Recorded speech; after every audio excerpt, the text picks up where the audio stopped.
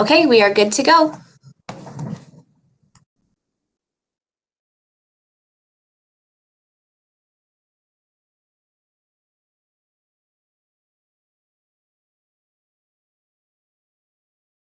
Oh, no. Can you hear me? You're good now. Okay. Thank you. Good morning and welcome. Today is February 5th, 2021.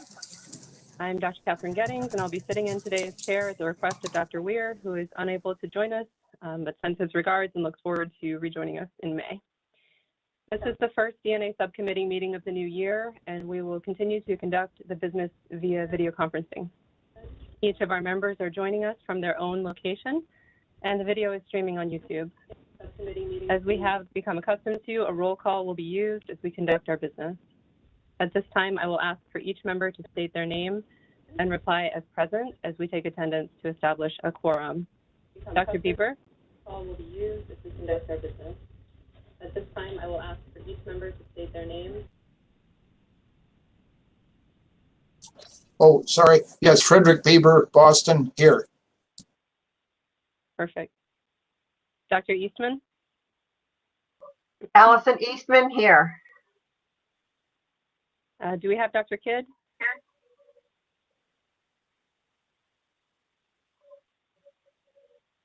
Okay, as we understand, Dr. Kidd is experiencing some technical difficulties and might rejoin us during the meeting. So we'll continue. Dr. Smith? Jennifer Smith here. Thank you. And Dr. Sozer? Amanda Sozer here. Great, we have established a quorum. So we'll move on to reviewing the meeting agenda. You've all received an updated draft agenda for today's meeting. Is there any discussion regarding this agenda? All right, Just Allison? one comment. 7B, laboratory disclosures, laboratory is misspelled. That's all. Okay. All right, we can make that correction, I think. Any other discussion regarding the agenda? Okay, hearing none, do I have a motion to approve this agenda for this meeting? Fred Bieber, so moved. And do I have a second? All right, I have a motion from Dr. Bieber and a second. I'm sorry, who seconded it? Dr. Eastman seconded. Dr. Eastman, second, thank you. I will call on you for your vote. At that point, please state your vote. My vote is yes. Dr. Bieber? Bieber, yes. Dr. Eastman? Allison Eastman, yes. Dr. Smith? Yes. Dr. Sozer? Yes. Okay, when you make a vote, can you say your name beforehand? Oh, I'm sorry. Amanda Sozer, yes. No worries. All right. The motion carries. So now we will review and approve the draft minutes from our last meeting on November 6th of 2020. You've all received the draft meeting minutes. Is there any discussion regarding these minutes? Dr. Gettings, Fred Bieber here. I have just a quick question about the fourth small paragraph down under old business. It's discussed that the New York State Department of Health approved a lab, AKES Ogen. Is that a typo, or is that a company I've never heard of? I thought they were talking about Parabon, but So Akesogen is the wet lab that Parabon contracts through. So that is indeed the appropriate name. thank you. You're welcome. Okay, is there any further discussion regarding the minutes from the last meeting? All right, hearing none, we'll vote. Do I have a motion to accept the minutes of the November 6th, 2020 meeting? Bieber, so moved. Okay, do I have a second? Eastman seconded. All right, I have a motion from Dr. Bieber that's been seconded by Dr. Eastman. So again, I'll call on you for your vote. My vote is yes, approve. Dr. Bieber? Bieber, yes. Dr. Eastman? Allison Eastman, yes. Thank you. Dr. Smith? Jennifer Smith, yes. Okay. Dr. Sozer? Amanda Sozer, yes. All right, the motion carries.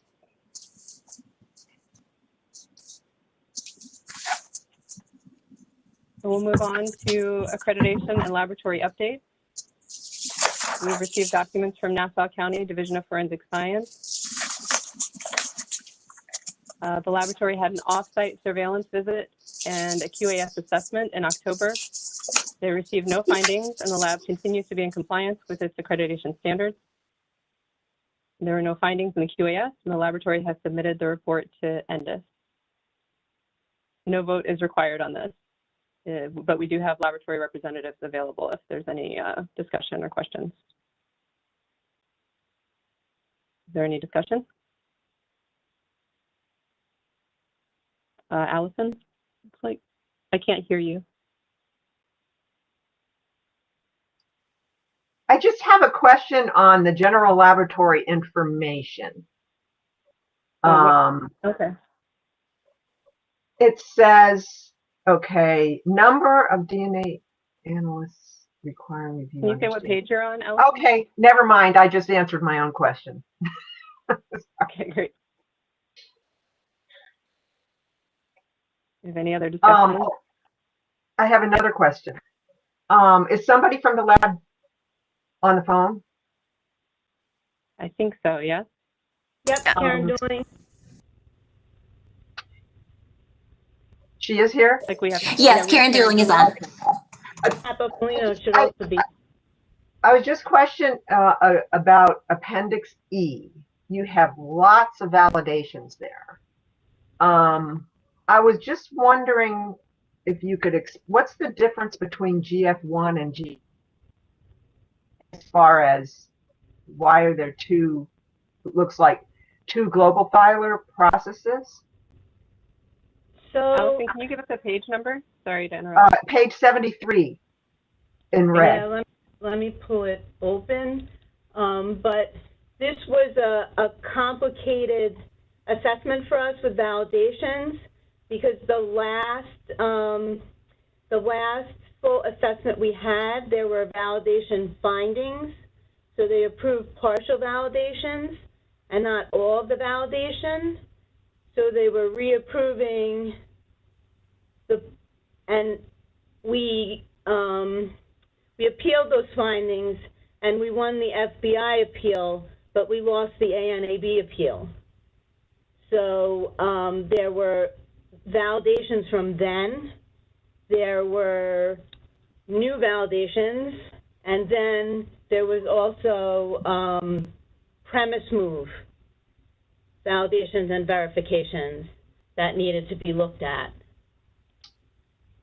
Okay, that's from moving from one location to another? From one location to another, yeah. So there were a ton of validations that needed to be looked at with this assessment. Okay, so are you doing all of these, or did a more recent validation take the place of an old one? None of the validations were that recent. When we moved premise, we went from 9700s to Verities, and we had some new equipment, and we also went from Y-Filer to Y-Filer Plus when we moved our premise, but that was the prior year. And then we had the other validations to close out that were associated with the findings from the appeal that we had lost with ANAB. So which processes are you currently using? Verities, Global Filer, Y-Filer Plus, same instrumentation.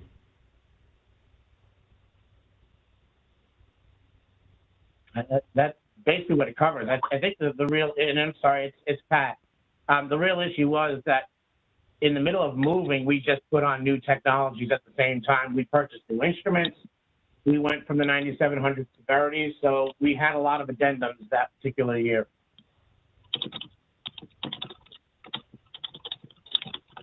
Okay. Okay, so you still, you essentially have a single process for Global Filer and a single process for Y-Filer Plus, and they're on your newer instruments in your new location. Absolutely. And all the SOPs are all up to date. All the training and comps are up to date. Okay. All right. Thank you. Thank you. All right, do we have any other questions or discussion for Nassau County? Okay, we can move on to New York City OCME. We received an off-site surveillance report and a continuation of accreditation letter for OCME.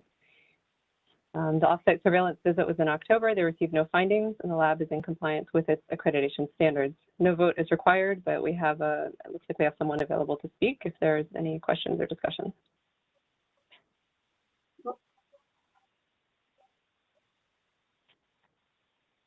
Okay, hearing none.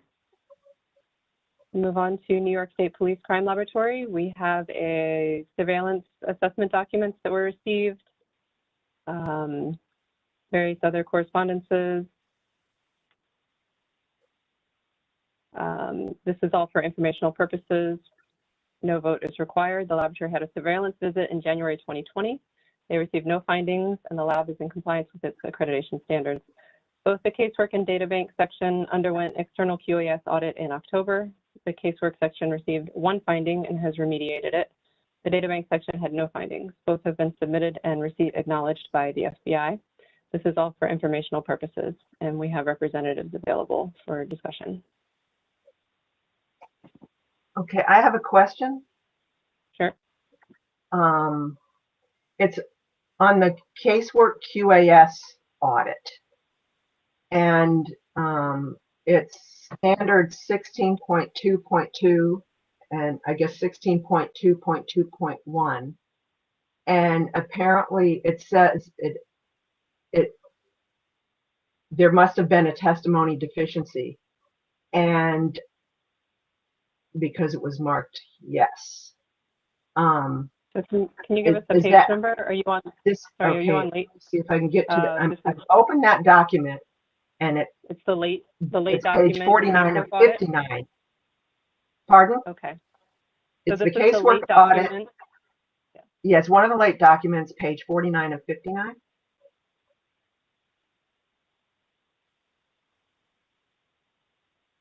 Okay.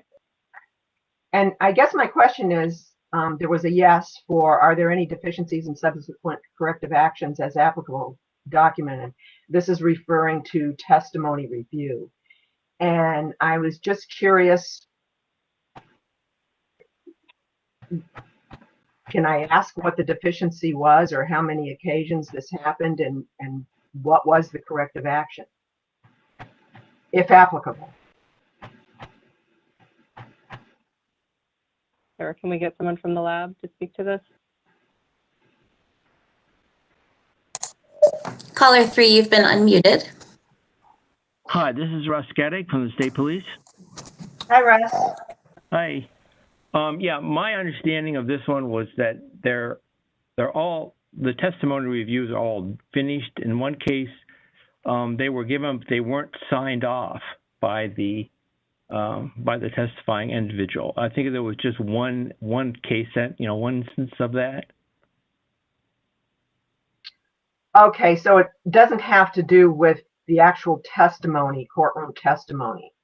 No, it was just it was just a matter of that the testifying individual hadn't signed off that they had received it. Okay, so just an administrative kind of thing. Exactly. Okay. All right, that's all I wanted to know. Thank you. So is that Thank you. Is that not considered a finding, Allison? Right. I mean, it's not documented at the end as one of the findings, right? Yeah, it's not. It probably should be a finding.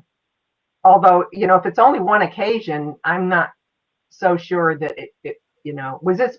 Russ, are you still on? Yes, I am.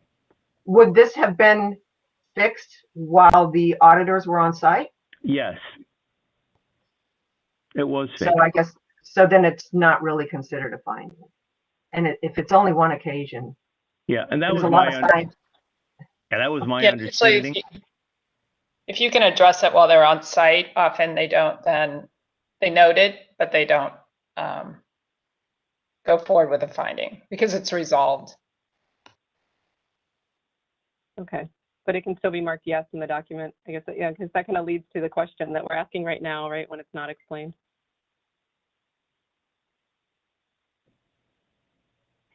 Catherine, this is Mandy Sozer. I just had one comment on let me just get to it. On the information on the laboratory, general laboratory information, which would be on page 6 of 59 minor, but number 4, it doesn't look like, at least on mine, it doesn't look like either one was checked off. Yeah, this is Russ. Actually, as we were preparing these to send off to DCJS, we noticed that one had been filled. So yeah, that's an oversight. I mean, there's additional stuff throughout the document. We do not use any contract employees. So yes, that was an oversight that wasn't caught. And then I just had, then this is just really, it kind of goes to, I don't know if anyone else is going to talk about Appendix A, findings and responses, but I just had a really kind of minor comment in the response, and is that let's see. In the way that you're going to write report, again, this is really minor. I just think typically you write out numbers that are less than 10.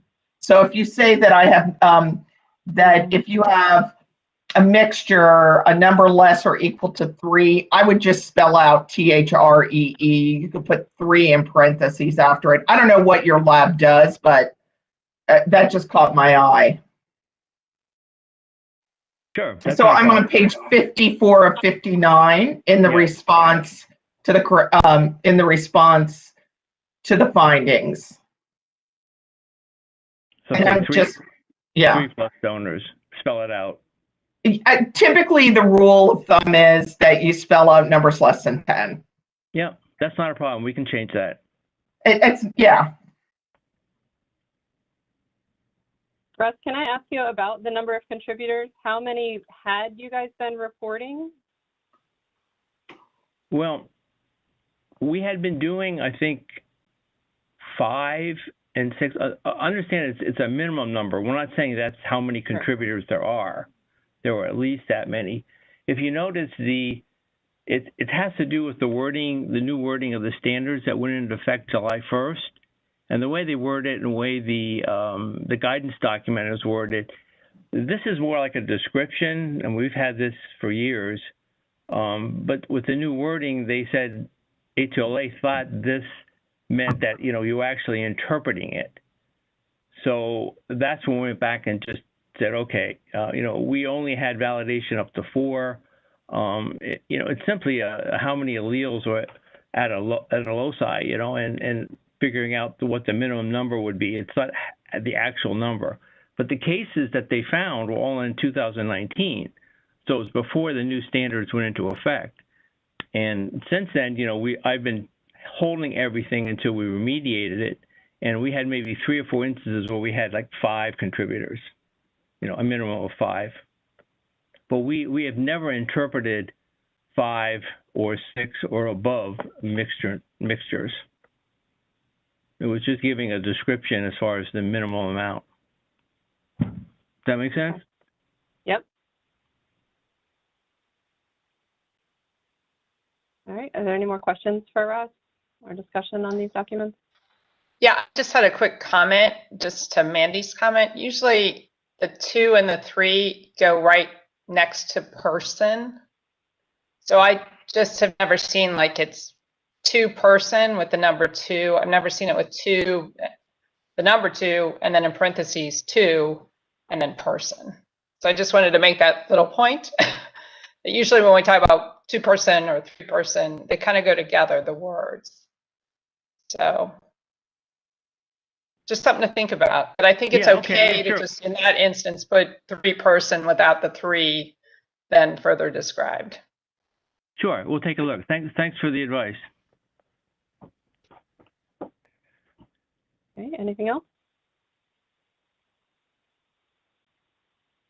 All right, thank you, Russ. So we'll move on to Westchester County. There is a vote required on this. As noted in the November meeting, the lab received its reassessment report. There were 2 findings that were not related to the DNA section. The lab has submitted its objective evidence to support the corrective actions. ANAB has accepted all the evidence and renewed the accreditation through February 28, 2025. Is there any discussion regarding these documents?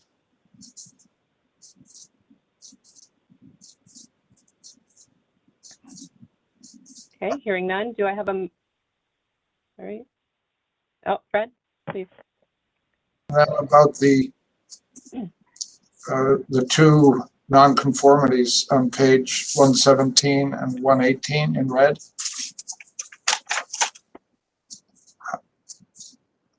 Is someone there from Westchester? Yes. All right, do we have Lydia DeCastro? I think I heard her Lydia earlier, should be right? present. Yep.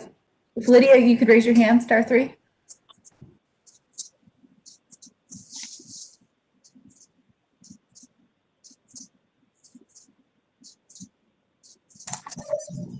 You're unmuted, Lydia. Okay. Dr. Bieber?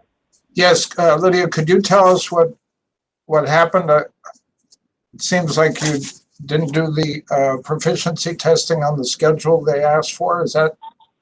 Am I correct? So there were 2 separate findings. So one of them it's both under our trace and video unit. So one of the findings had to do with not having an approved vendor for a proficiency test for our digital and video imaging analysis. So under ANAB, we have to put in a form to have a different provider recognized so that we can use them for a proficiency test. So we hadn't done that. But then once we were alerted that we needed to put in this form, we did put in the form with ANAB, and they accepted it as a vendor for that discipline. So that was under 7.7.7. Then there's something different under crime scene and blood spatter analysis. And that was under 7.7.2.1. Around 2019, the crime scene discipline included blood stain pattern analysis. So if you did a proficiency test under blood stain pattern analysis, that would count for the entire crime scene discipline, but then the scope changed and blood stain pattern analysis was separated out and became its own discipline.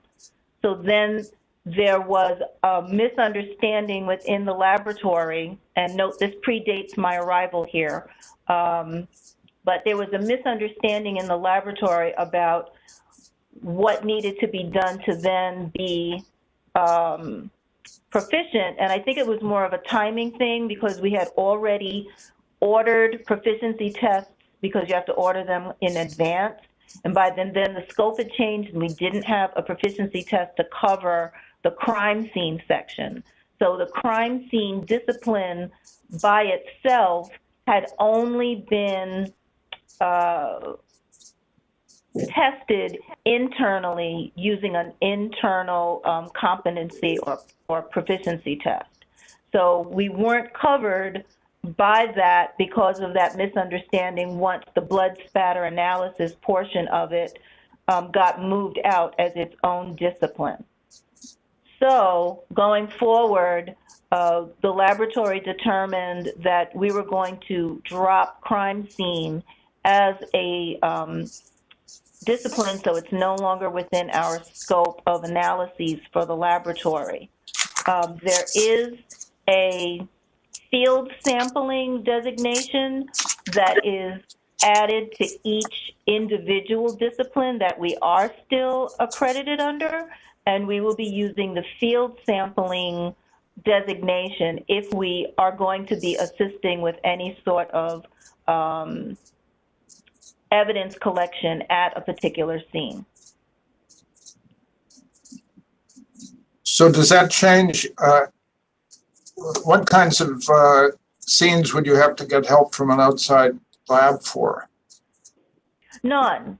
None. We would still do it ourselves, but the field sampling portion of it, if we were to go, is under the umbrella. So if we went out to do a scene that had that needed DNA samples collected, it would be field sampling, and we could either collect the sample ourselves, or we can direct the crime scene unit for the law enforcement agency to how they can collect the sample. So we have that particular leeway, but that would be under the umbrella of our scope for the DNA section. Thank you. Okay. And if I can add, we're in the midst of rewriting our manuals to drop the crime scene discipline and reword them so that they fit these field sampling criteria within the different disciplines that we are accredited under.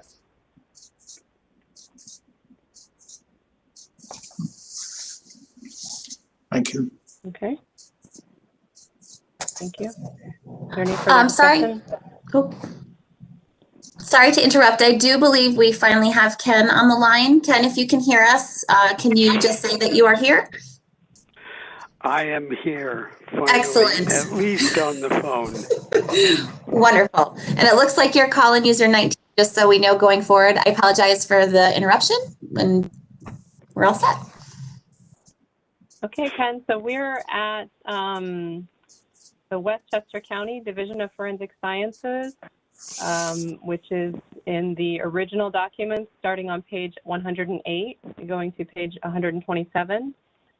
So I'll just kind of summarize what we need to do with this. There is a vote required. In the November meeting, we discussed that the lab had received its reassessment report, and there were 2 findings that were not related to the DNA section. So that's probably what we were talking about when you joined. The lab has submitted its objective evidence to support the corrective actions. ANAB has accepted all the evidence and renewed the accreditation through February 28, 2025. So we were in the process of discussing these documents. Is there any further discussion on these documents? Okay, hearing none, a vote is required. So do I have a motion to issue a binding recommendation to the Commission of Forensic Science to renew the New York State accreditation of the Westchester County Department of Laboratories and Research Division of Forensic Sciences in the discipline of biology for the time period concurrent with its ANAB accreditation through February 28, 2025? So moved. This is Jennifer Smith. Okay, I have a motion from Dr. Smith and a second from Dr. Eastman. Yeah. Okay, again, I will call on you for your vote. My vote is yes. Dr. Bieber? Fred Bieber, yes. Dr. Eastman? Allison Eastman, yes. Dr. Kidd? Yes. Okay, Dr. Kidd, can you just state your name before you give your vote? Ken Kidd, yes. Thank you. Dr. Smith? Jennifer Smith, yes. And Dr. Sozer? Amanda Sozer, yes. Okay, thank you. The motion carries. Now we're moving on to old business. This is our partial match update. So we're on page 128. Dr. Yaddings, can I just interrupt real quick? Housekeeping for the phone users, please remember when you're done speaking to dial *3 again to unraise your hand. That would be very helpful on our end. Thank you. Okay, so in the old documents, we're on page 128 in the red numbering now. This is our partial match update. Dr. Dooley, can you give us an update regarding the partial match program? Sure thing. Can everyone hear me? Yeah. Perfect. So there were no changes since our last meeting in the partial match program. Still 93 names requested. 49 names were released, and all 49 investigations are closed.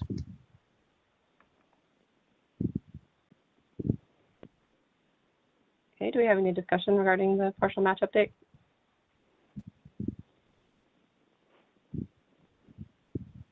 All right, moving on to the familial search update. Dr. Dooley, can you give us an update regarding the familial search program? Absolutely. So we have 40 applications in total, with 6 resubmissions and 2 renewals. So that makes for a total of 32 unique applications. Of those, 24 have been approved and 12 have been rejected. 2 have been withdrawn and 2 are currently pending the approval process.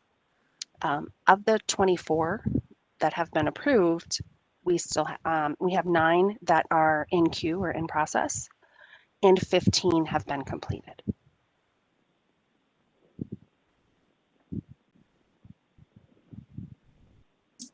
All right, do we have any discussion regarding the familial search program? Fred Bieber has a question. Dr. Dooley, can you tell us about the 12 cases that were rejected and the 2 that were withdrawn?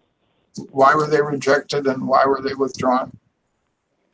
I'll start with the 2 that were withdrawn. Those were withdrawn because other investigative efforts had led to something that the familial search request was no longer required.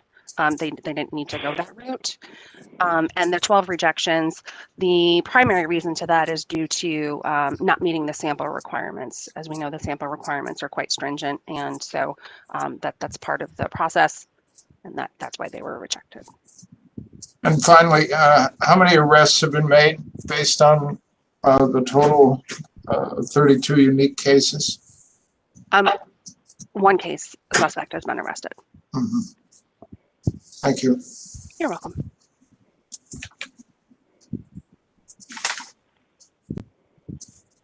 Any further discussion on familial search program?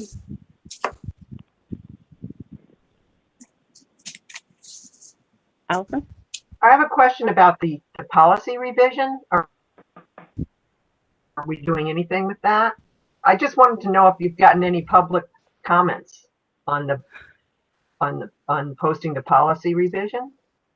I think that we have that coming up further in the agenda, but oh, I didn't. Item F. Yeah, item F. We'll talk about the regulation update. Oh, sorry, I didn't see that. Okay. So any further discussion regarding the update that Dr. Dooley just gave? Okay. Hearing none, we'll move on to the CODIS bulletins. So I assume Tom Leach is available for an update from Estes regarding any pertinent CODIS bulletins. He doesn't even need to raise his hand. I spoke to Tom, and there is nothing current that needs to be brought to the attention of the subcommittee. Okay.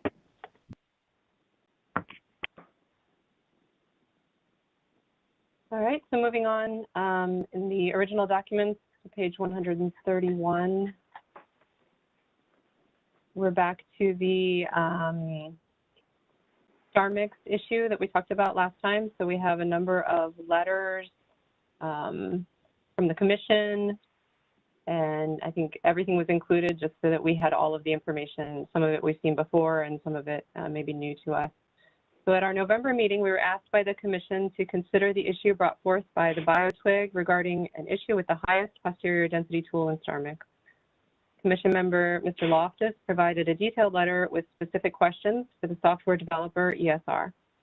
Additionally, we determined that the laboratories utilizing StarMix should describe how they had addressed the issue within their management systems. In our materials, we have received responses from ESR and the 4 laboratories. So at this point, what is our additional discussion on this matter, your thoughts on this matter?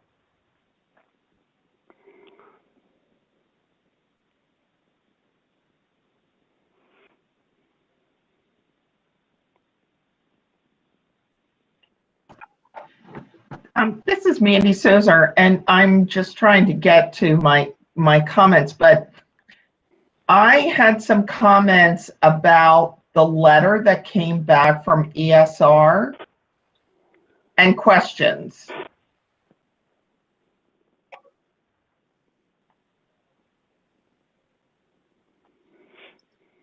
And So I think it is correct that I think that we have someone, perhaps Dr. Buckleton is with us, if that would be useful.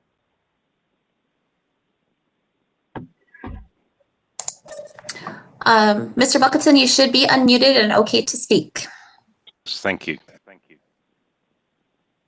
All right, welcome, John. So Mandy, if you have questions. Yeah, thanks. I'm really just trying to understand this because this is very complex. And I think it's complex for a lot of people in, that work in laboratories. And it is, I think that the questions that were asked, I think were reasonable questions for people to try to understand this and to, and I think just with transparency and, feeling confident about what's going on. So I think it's a difficult topic in general, to discuss this. So my one question was, on number 2, and I'm going to ask some of these out of order, but the question was, how was the HPD flaw discovered? And when was the HPD flaw discovered? My feeling was the person that was asking this question was really trying to say, how did this come about? And I didn't really get a clear understanding. Like, I would think it would be like, oh, I was walking down the street one day and I saw this, or I was working on a case and I saw X, and this was the day, or, it started on this day and went to another day. And can you just talk a little bit more about, 1 and 2, like specifically the last sentence in the answer to question 1, the oldest data processing file on John Buckleton's laptop is May 18th of May 2020. What does that mean? Like, I just didn't understand this.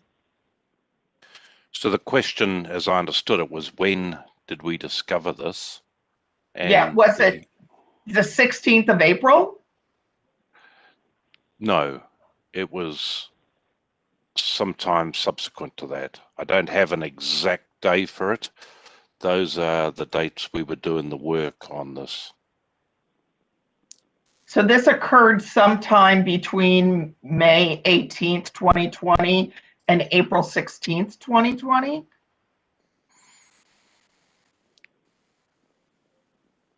I think I get a little more exact later, don't I? Because there's one specific sample that we picked up on this from.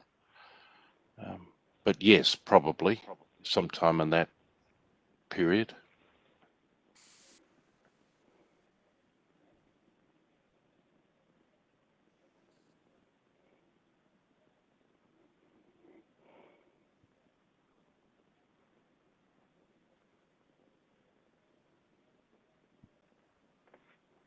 Where do you pick it up in I think I just want to be really transparent to the people that are asking the questions. And I just didn't understand. Like, I felt like those answers didn't really answer the question. Maybe can you, in your own words, kind of say, how was the flaw discovered? How was this issue discovered? Was somebody doing some validation work on something else? Was, how did it, like, what's the story behind it? We made a number of intellectual and technical breakthroughs that allowed us to perform a coverage experiment. And we were... I'm sorry, a what experiment? Coverage. So that's where you check if I'm going to use the word confidence interval, but that's not what we actually do. If a confidence interval does indeed get the true answer the fraction of the time it claims to. And this, if you just want a shorthand for that, it's often referred to as advertised or as written on the tin.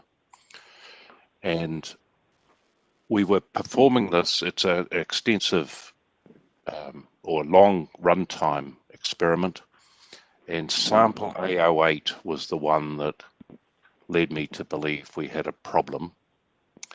And that was run on 16th of April.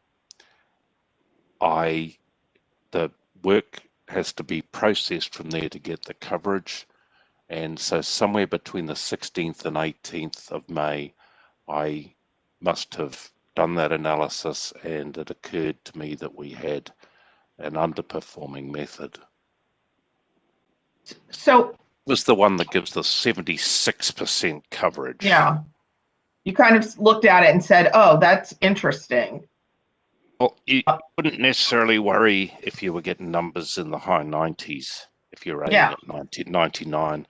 But when I got 76, I detected that that was different from 99.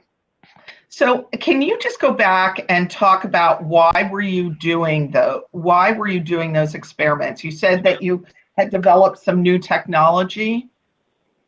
So the new technology was that we separated out the two components of the HPD process in a Starnix version v2.6.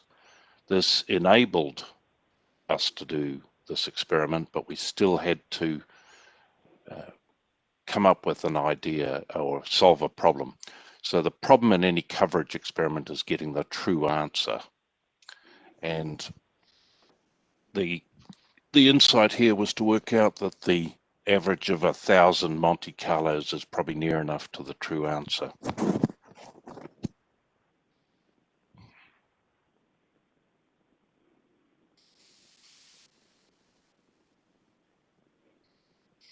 And was this kind of a general, you said something about you were doing this in relation to something. And it's just like general QC. You're always going back and saying, are we doing things right? Does this make sense? Is that kind of what was happening when you were doing these experiments? And we have a new technology, let's go back and make sure everything is working properly?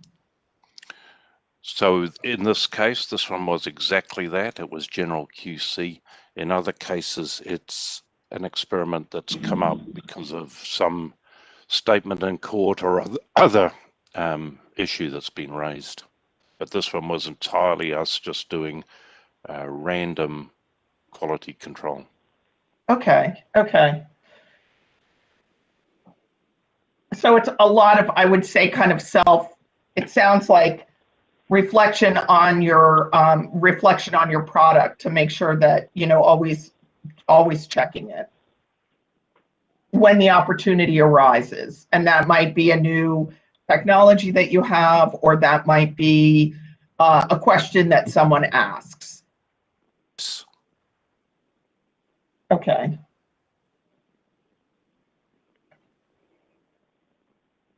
Thank you. So, John, this is, sorry, can I ask?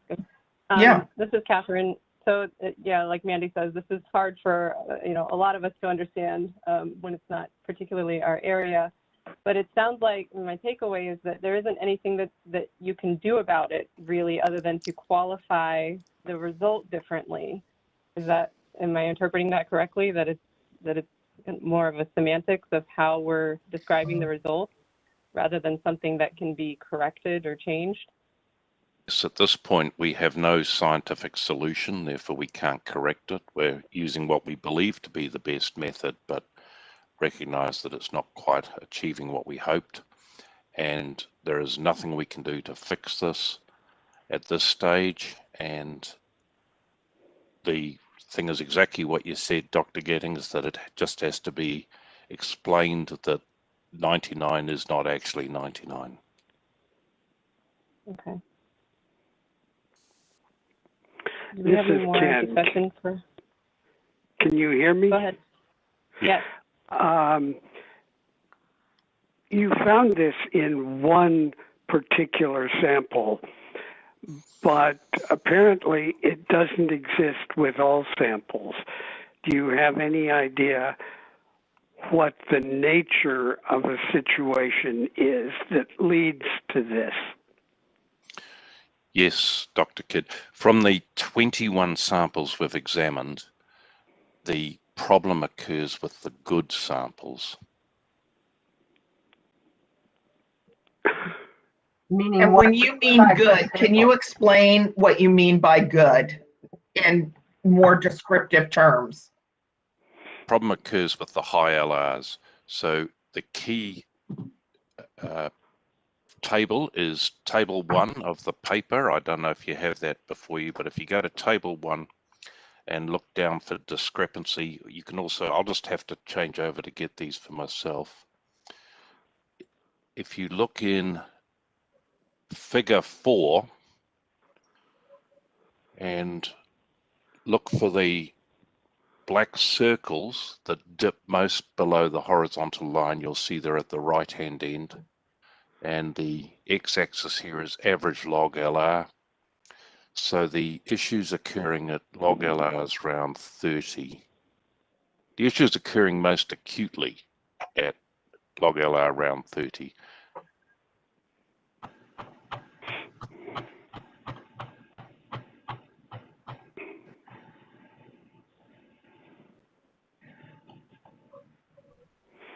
And how many?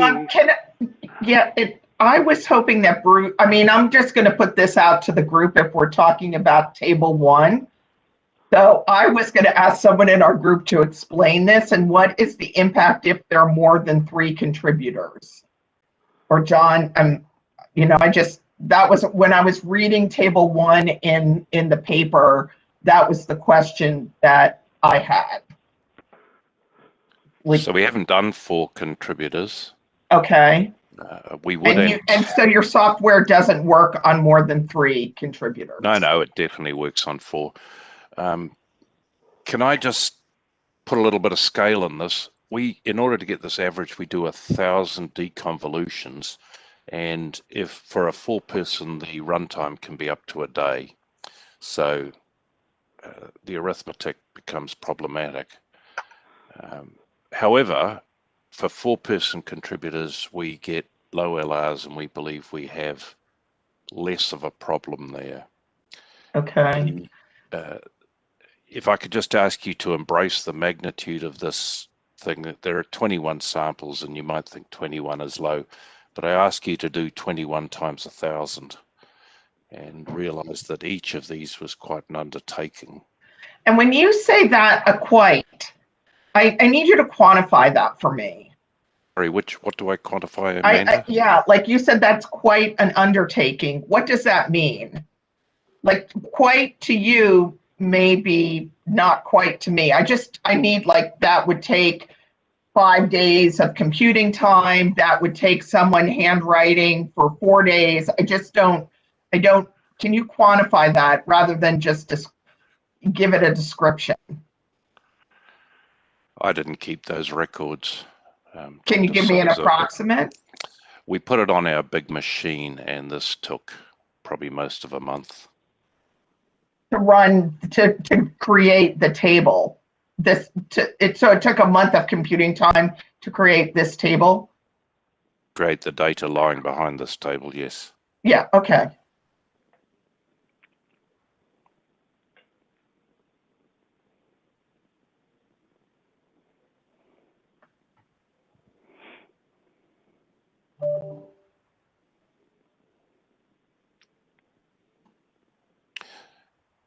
Many of you have expressed that this is very complex to you.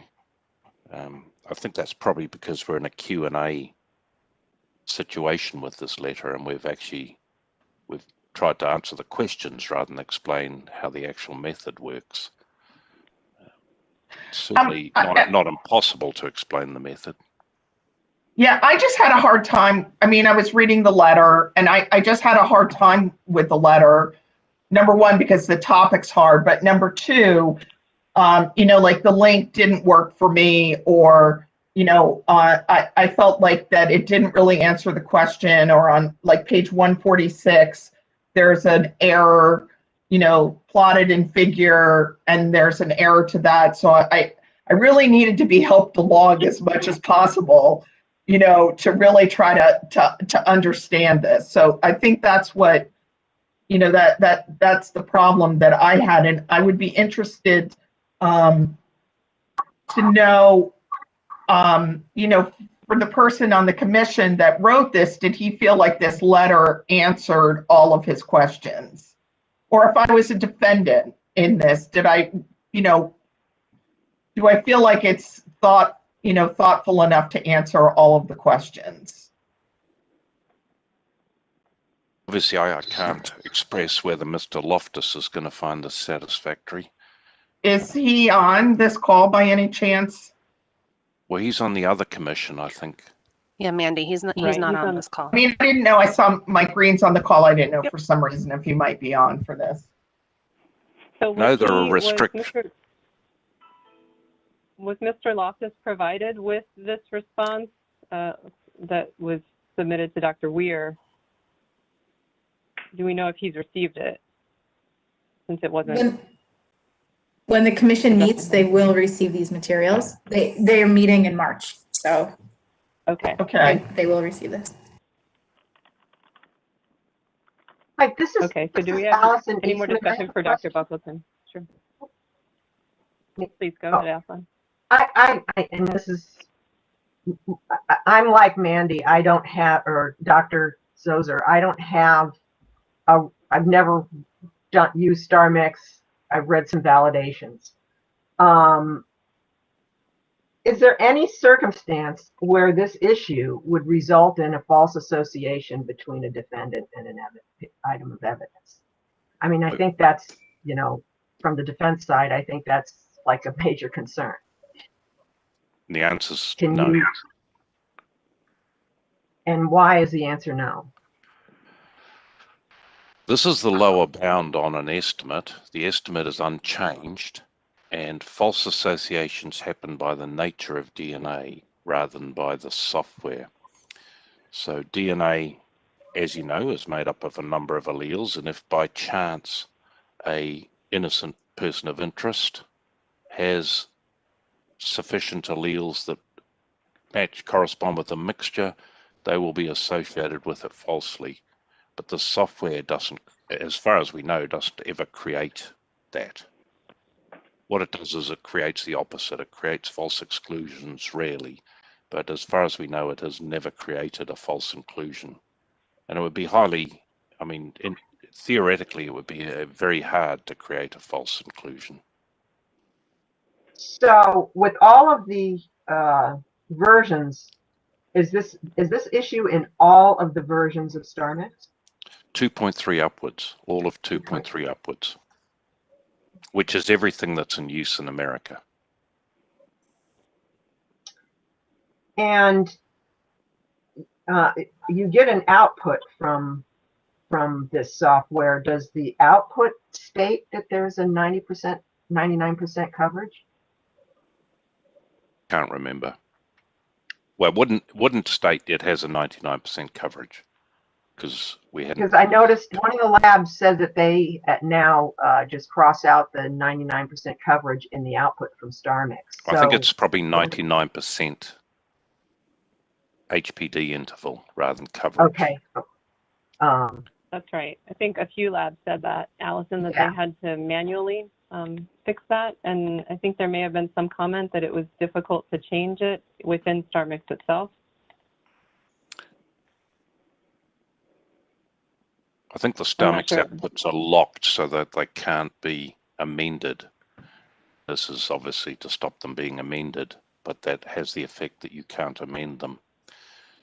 We're constructing 2.9 and we can rectify this then. That sounds like it would be useful to the laboratories, but yeah, it sounds like right now they're manually striking through on their outputs.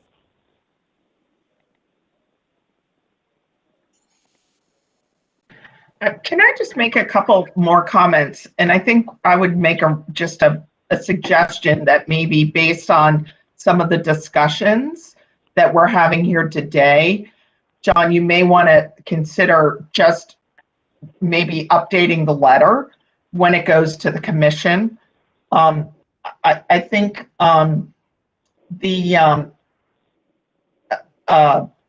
like I had a comment on the answer to number 4. Again, this is just quantitating things like this is close to impractical. I might say this would take a, table 1 took us over a month of computing time and something else. And, that we've made a decision not to, go further versus saying it's impractical. And I think that again, these are little, but I think they go a long way to providing goodwill and maybe transparency, maybe attaching the paper and, in one spot, so that when you go look in table 1 in this paper, in one spot, I had to go to the paper, go to find it, maybe just making a little bit easier for the reader to read that. These are just comments I think that I would appreciate if I were getting the letter, making sure that the links were, the error on 146,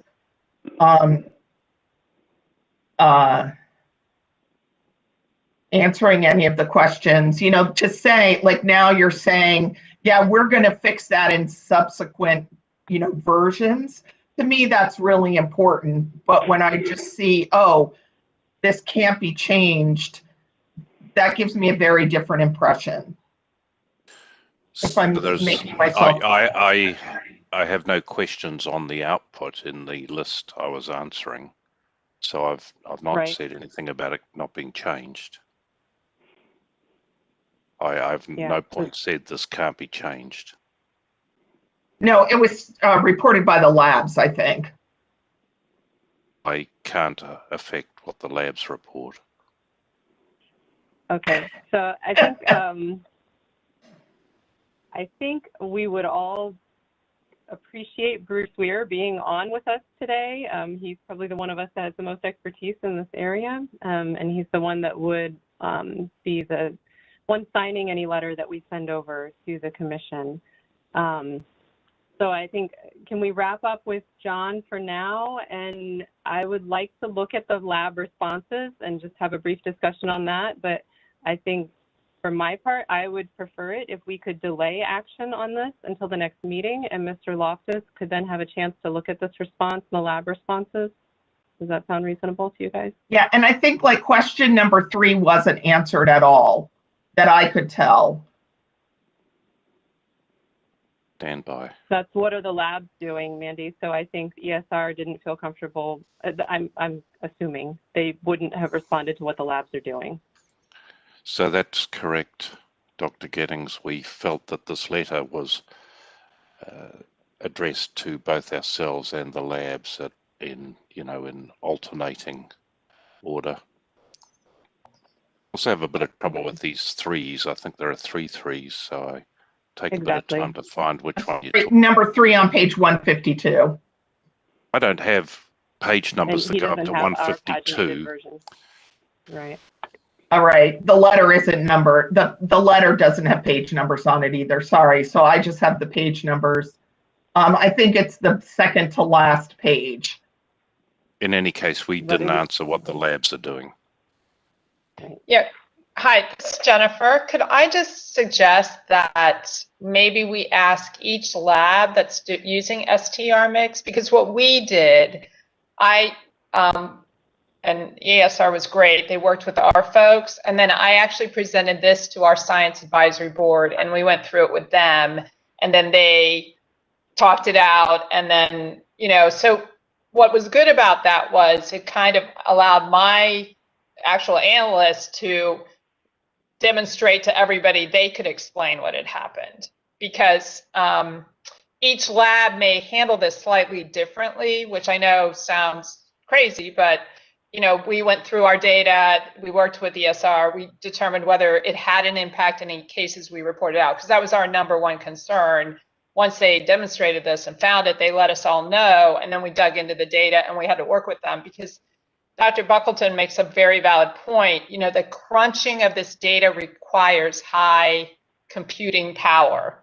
And so labs have to almost work with them if you're ever going to resolve this, because to your point, Mandy, it can take days and days and days depending on the support you have, the IT support. So I think it'd be great to hear from each of the labs who are using STR Mix, because I think they're going to be able to actually explain this, and to Mandy's point, to kind of help address the audience that needs to hear this. Now, I don't know how much time we have, but I think it's fair to allow them to demonstrate to all of us that once this error was found, this is how they responded. Because the STR Mix labs are very familiar with the terminology that Dr. Buckleton's using and everything. So they're probably much more comfortable with it than maybe all of us are. And I put myself in that bucket because I sit down and they talk it through me, and, you know, because I'm not using it every day.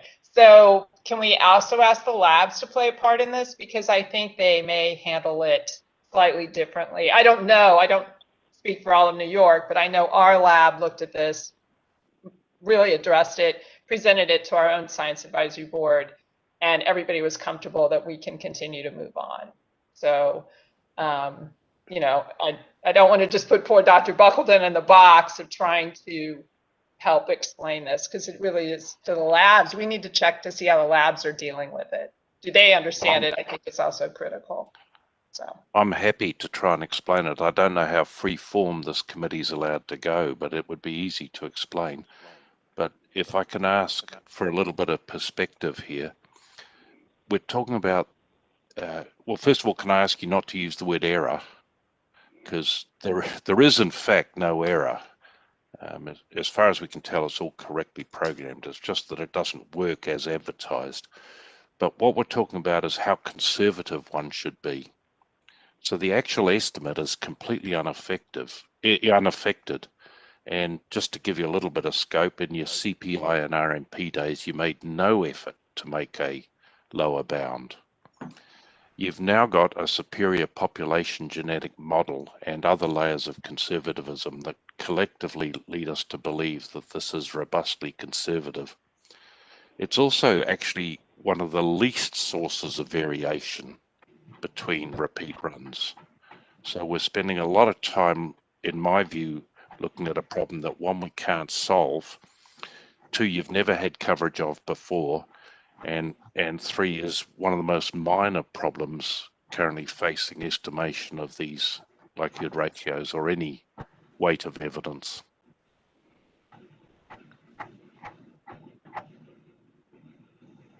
Okay, thank you, Dr. Buckleton. So I think we do, Jennifer, we have a response from each of the laboratories. There are 4 laboratories using it. Did you see that? So they've all done, it looks like, similar actions as far as training and alerting their DA's offices. I'm not sure if we don't want to take action on this today. I don't know how much more of it we should discuss, since we'll be revisiting it in 3 months with Bruce. So I don't know how much time you guys want to spend on this today, knowing that we will likely come back to this 3 months from now.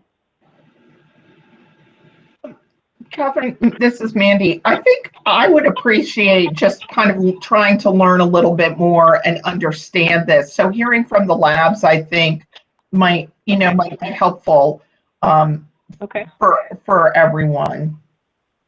And I just want to respond to Dr. Buckleton that I understand and can appreciate those points. And I remember reading somewhere in the documentation about, being accurate and being conservative, and coming from paternity testing or relationship testing, that really struck a chord, because of,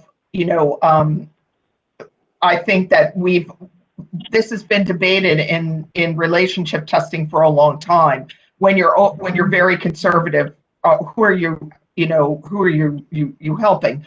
But I do think that it is just making sure that there's an open line of communication between people asking questions and trying to understand, and feeling comfortable with something.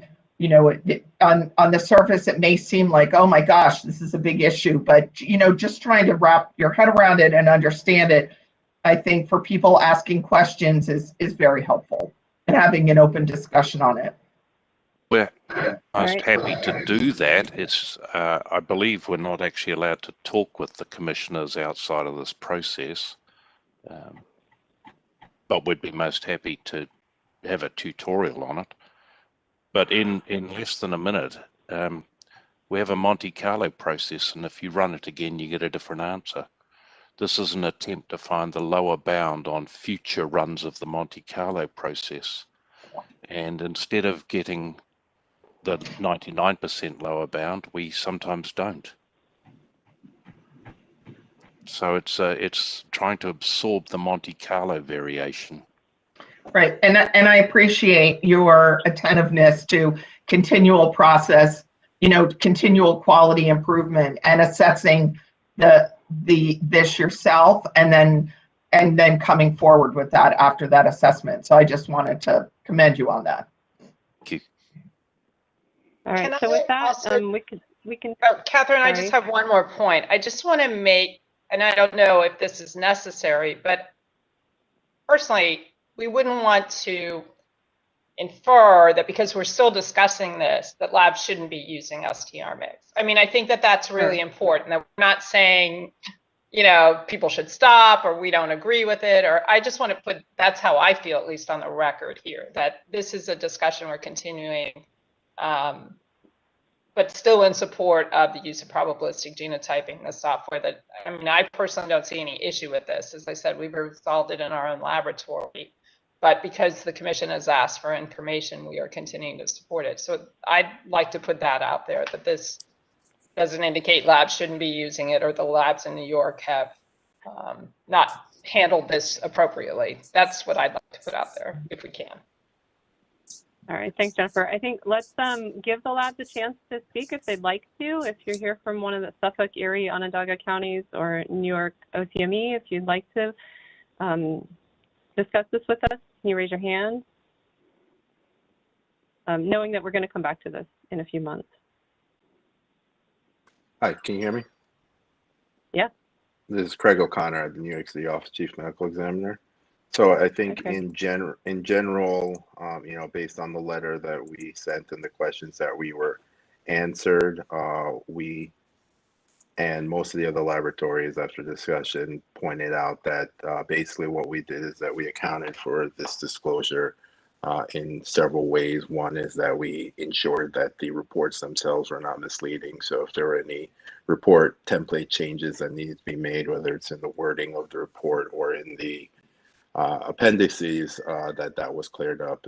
Same thing within our protocols and how we were training our laboratory staff and how to answer questions about this. Again, it's really just showing that the coverage isn't quite meeting that 99% coverage in all cases. And then we also made sure that we made disclosures to our customers about this issue as well. So I think those were the main points. And then in New York City, we took it a step further, and we actually did a kind of a data review, as we called it, where we looked at some validation data, reran it with that MCMC uncertainty function on and off. And in general, what we saw is that with that function off, the LRs were actually trended to be a little bit higher. So we took that to mean that even with the uncertainty function on and not giving that full 99% coverage in all cases, it was still giving a conservative likelihood ratio in just about all cases that we looked at. And then we also looked at non-contributor testing and showed that by having this MCMC uncertainty function on, it was not creating any additional false positives that we saw with the MCMC function off. So in general, we concluded that it was still giving a conservative value, even though it was not reaching that 99% coverage in all cases.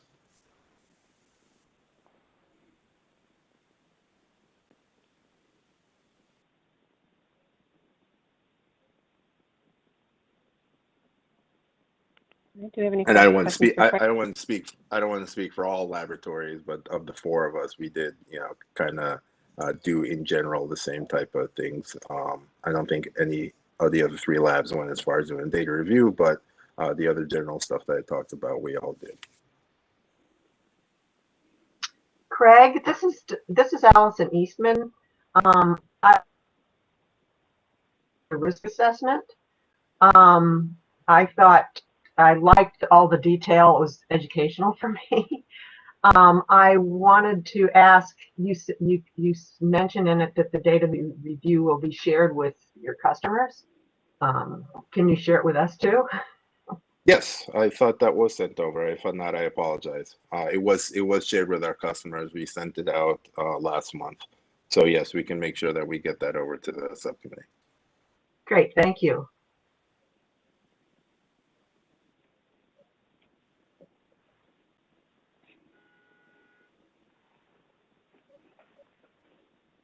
Do you have any other comments or questions for Craig? And do you have any of the other labs that would like to speak to this?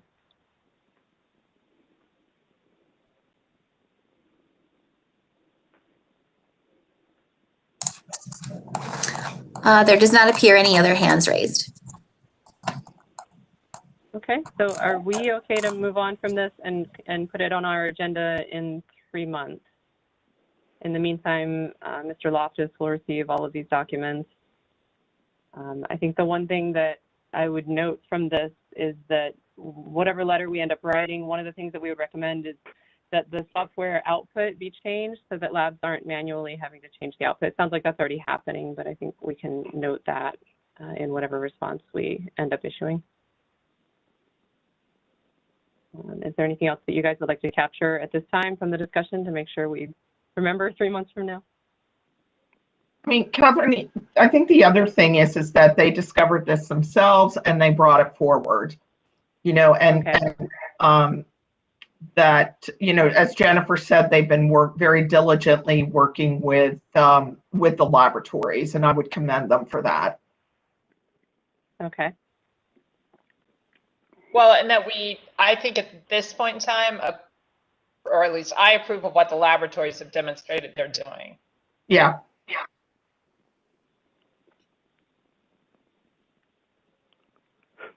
Okay.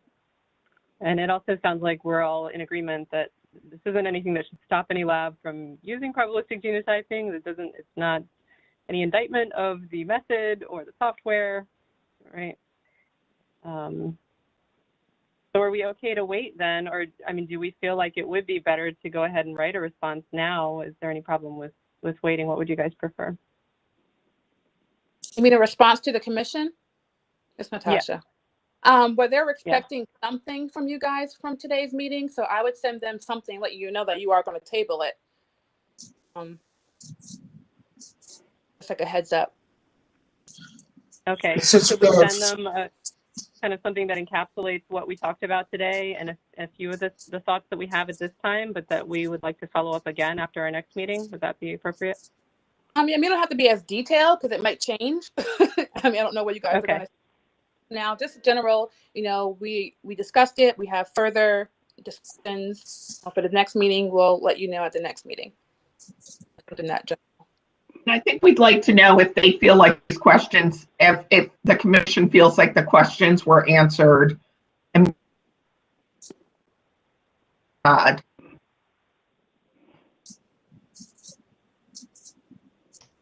Yeah, and I'd like to include that we have reviewed the laboratory's responses. Yes. And find them adequate. I think that's an important point for us to feed back to them too. Mm-hmm.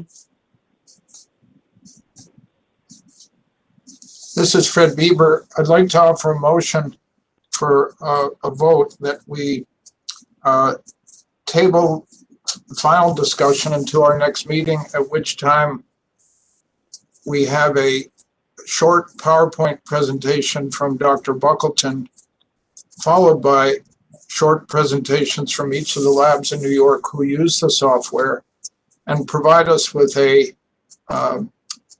copy of one of their current reports with privacy considered, with the blanking out of the case numbers and names, etc., just so we have a real example of what each lab is saying in their reports with regard to the output of STR mix.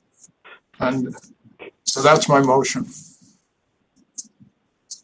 Would anyone like to second that motion? Can you unmute, Allison? Allison Easton, I second it. Okay, we have a motion from Dr. Beaver, seconded by Dr. Eastman, that Can we at the next discuss meeting we. Oh, sure. I'm sorry. Yeah, no worries. I always worry that sometimes they look at commissions and they think that if we don't say somewhere in there that things need to continue on as normal, they think that we're putting a hold on it. So I think we really do have to address this on behalf of the labs somehow within that motion. Are the labs moving forward and still using ST? Yes, is the answer, Amanda. Well, I'm Fred Bieber here. I'm happy to amend the motion, taking into account Dr. Smith's important point that the lab should continue to use this excellent software,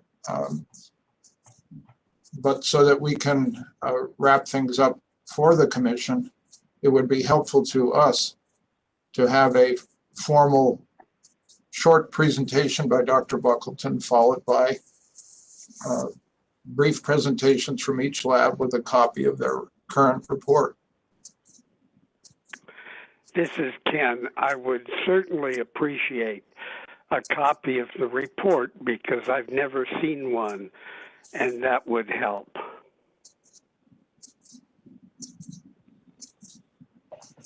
Okay, So I'll second Dr. Bieber's motion. This is Amanda Sozer. And just noted that we're going to send this to the commission, correct? That's what we're doing. Yes, we're going to send them a letter that identifies what we intend to do at our next meeting, right? So I can try to rephrase it. I think, but you guys correct me if I'm getting this wrong. But Dr. Beaver's made a motion. Can I assist? Is it okay, Natasha, if I assist with this, or no? Does she need to? As long as he confirms that's what his motion is. Okay, so Dr. Bieber, please correct me if I'm wrong, but I believe what we are looking to do is to not only do the following actions, but also to send notification to the commission that we are tabling our final discussion until the next meeting, where we are expecting a short presentation, a PowerPoint presentation by Dr. Buckleton in each of the laboratories using the software, and a copy of the report example to be viewed. Also noting that it is acceptable and the labs are to continue to use StarMix, and that you believe that, that there are no issues moving forward with them using this. That's correct. Perfect. Thank you. Thank you, Jill. Bieber. Okay. So the motion's been made and seconded. I will call on you for your vote. My vote is yes. Dr. Beaver? Fred Bieber, yes. Allison Eastman, yes. Thank you. Dr. Kidd? Ken Kidd, yes. Okay, Dr. Smith? Jennifer Smith, yes. Dr. Sozer? Amanda Sozer, yes. Wonderful. The motion carries. And thank you to Dr. Buckleton for joining us, and to Craig O'Connor for giving us some information too. All right, so moving on to the familial search expansion validation. The New York State Police Laboratory conducted a familial search expansion validation for the global filer threshold pursuant to the New York State Executive Law, Section 995-13B and 9 NYC-RR 6192.3J1. This will require a binding recommendation to the Commission on Forensic Science. At our November meeting, we asked the laboratory to provide additional information for our review. Is there any discussion?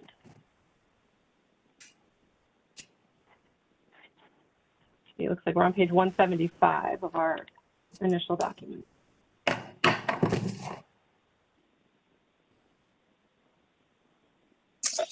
as I recall it, I think it was Dr. Weir who was the main person requesting lab. Do we need to wait until May to vote on this?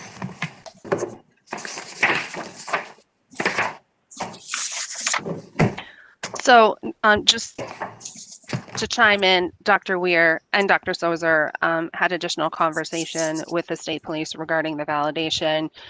Their questions were answered. And I believe that there was no issue moving forward. That was my interpretation of the conversation, as well as Dr. Weir did follow up with an email saying that everything looked fine. So I put that information out there for you to know and leave it at that.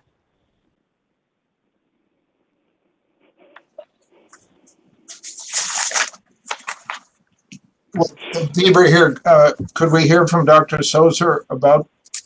Yeah, I mean, Fred, my opinion was that it was a good conversation. The New York State Police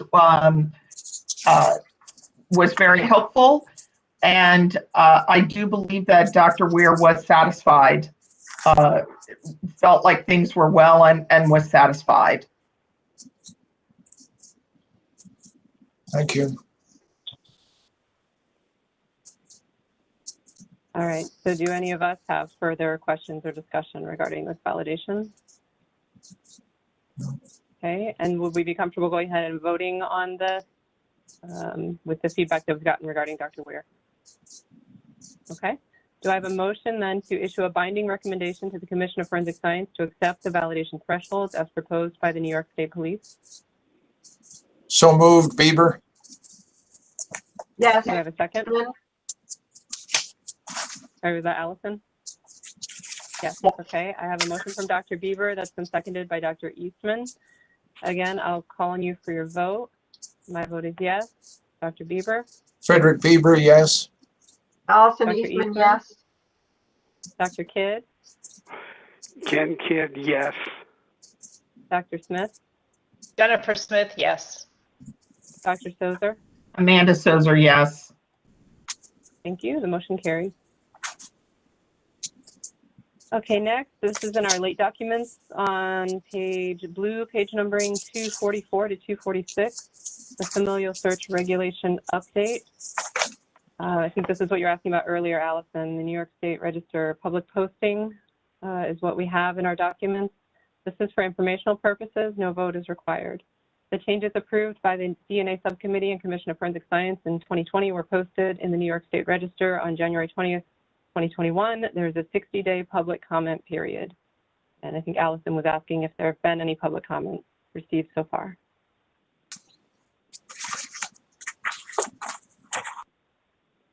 There has been, Thank you.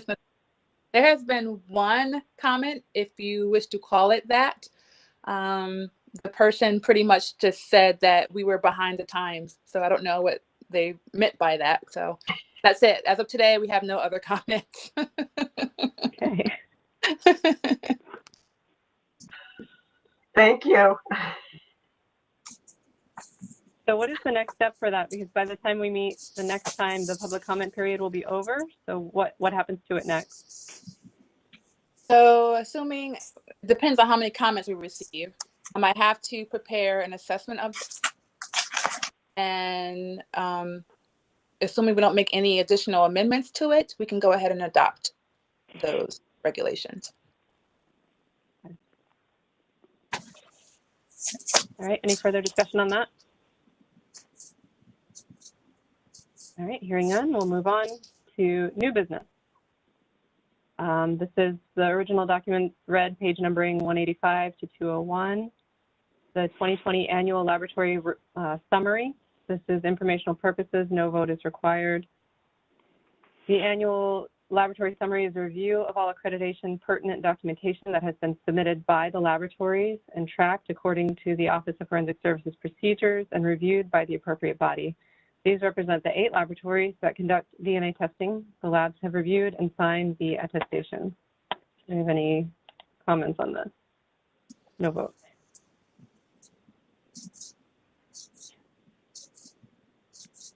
Okay, hearing that. Move on to the mitochondrial DNA massively parallel sequencing validation that was submitted by New York City OCME.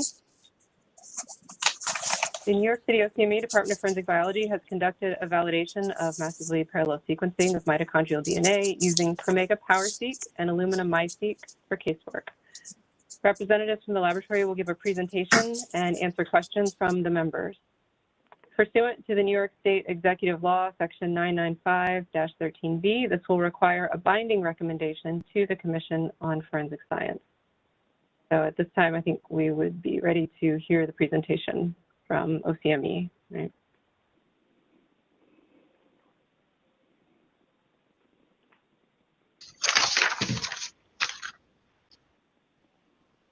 Thank you, members of the committee. My name is... Mark, can you hold on 1 second? Jackie, can you pass me the presenter ball so I can get the presentation up? Yep, hang on 1 second. Thank you.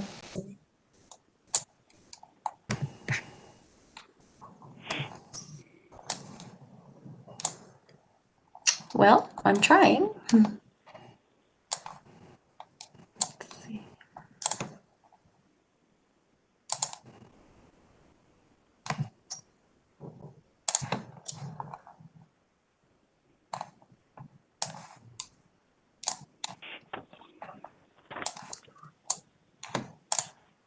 There you go. We're all set. Slide. Hold on. Sorry, there's a little delay here.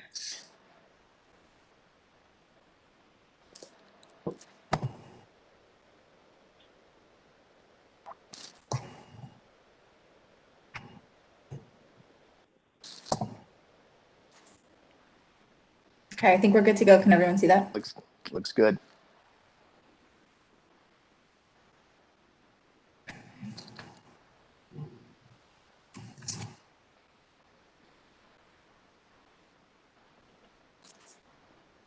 All right, if everyone can see the PowerPoint, we'll get started. Yep, looks good. Let's go. Perfect, thank you. Well, I just want to thank you, our committee members. We appreciate your time this morning. My name is Mark Desire. I'm Mito-Tech lead and manager of our missing persons and body ID team here in New York City. You've already heard today I've got on the line with us our nuclear tech lead, Dr. Craig O'Connor. Also with us, senior supervisor of our Mito and missing persons unit, Carl Gahuski, and our senior supervisor and validation lead, Jonathan Q. We spent the last 2 years working on this validation. Took a little longer than expected, but due to all of us being assigned to COVID duties here at the ME's office, we finally got this put together, and we have a long-term goal of using NGS for all of our systems, not just Mito, and we want to keep the OCME at that forefront of technology. So this is going to provide us with the greater sensitivity and greater information to identify the missing, but also to be used on our World Trade Center remains. You've all received our support documents and protocol and information already. So this morning, we'd like to present you with an overview of this validation and answer any of the questions you may have about it. So now I'd like to turn it over to our validation commander, Jonathan Q. You can take it from here. Thank you, sir. Good morning, everyone. Thank you for attending. My name is Jonathan Q, and today I'm going to be talking to you a little bit about our next generation sequencing validation here at the OCME. Specifically, we are validating a massively parallel sequencing, or MPS, procedure for use on mitochondrial DNA. I'll begin with a brief overview of the technology and then a brief discussion of the results as they apply to the validation guidelines from SWGDAN as listed below. Next slide, please. So just as an overview, forensic mitochondrial DNA typing assesses sequence variations within the HV1 and HV2 highly variable regions of the mitochondrial control region genome as compared to the revised Cambridge reference sequence. Next slide, please. So our laboratory's current approach to mitochondrial analysis involves PCR and Sanger sequencing. Now, what we're proposing also entails amplification and sequencing, but in a different technology called sequencing by synthesis. And it can basically be described as 4 steps. We'll continue to amplify the HV1 and HV2 segments in a procedure called library preparation. We will, again, sequence the amplified region using a two-step process, the first involving something called cluster generation, followed by sequencing. Once we have our sequence, we will compare it to the sequence of the revised Cambridge reference sequence in our analysis of the data and the DNA. Next slide, please. So we'll be using the Promega PowerSeq CRM nested system, which is a 10-plex PCR kit that produces overlapping amplicons that span this region. A nested PCR design allows for incorporation of an index sequence, sequencing primer binding sites, and adapters used for hybridization. The result of each amplification is a mixed library of amplicons that span the control region, with each amplicon tagged with index sequences that identify from which individual reaction this originated. So therefore, indexed amplification libraries produced from multiple individual reactions may be pooled for analysis. Next slide, please.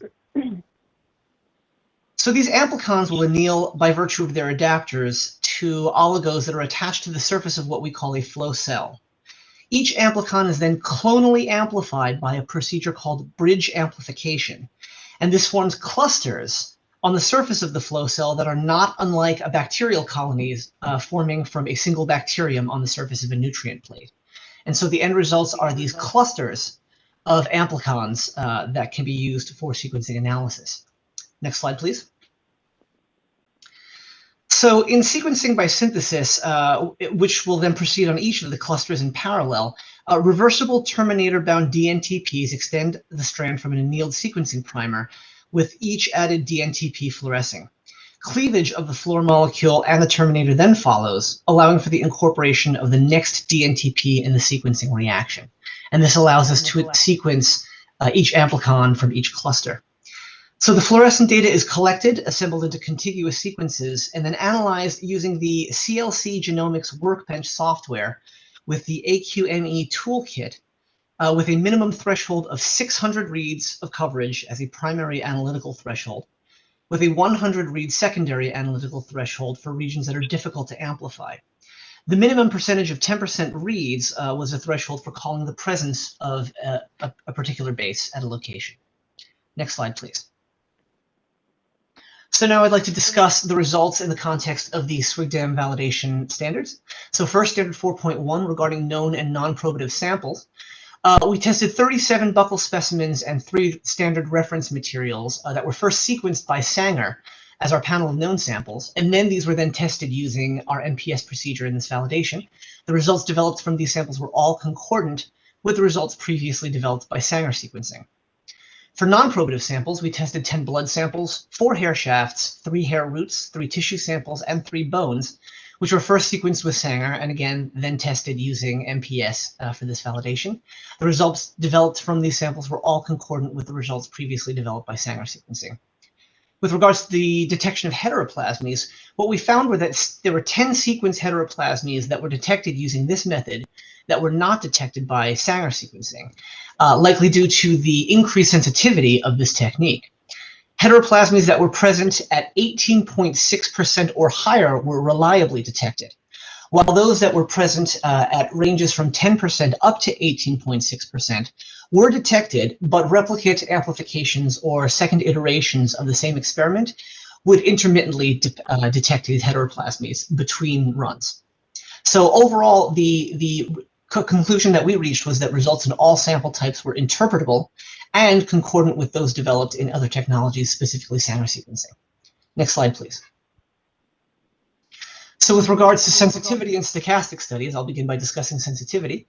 We tested template quantities from 500 picograms down to 1 picogram of genomic DNA for our amplifications from DNA samples obtained from blood.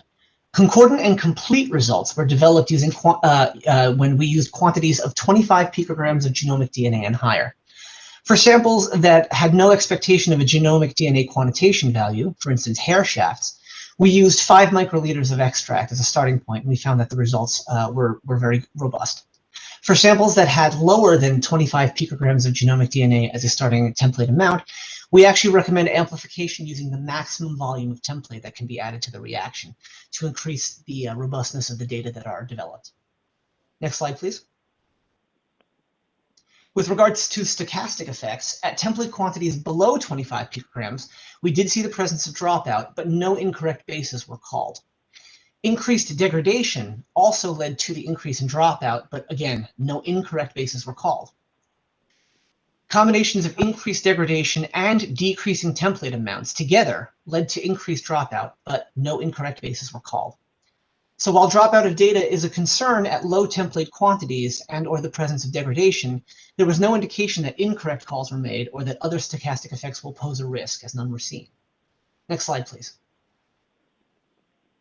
With regards to precision and accuracy, I'll begin by discussing precision. In several experiments, replicate amplifications were used to both assess precision and maintain a 32 library pool size.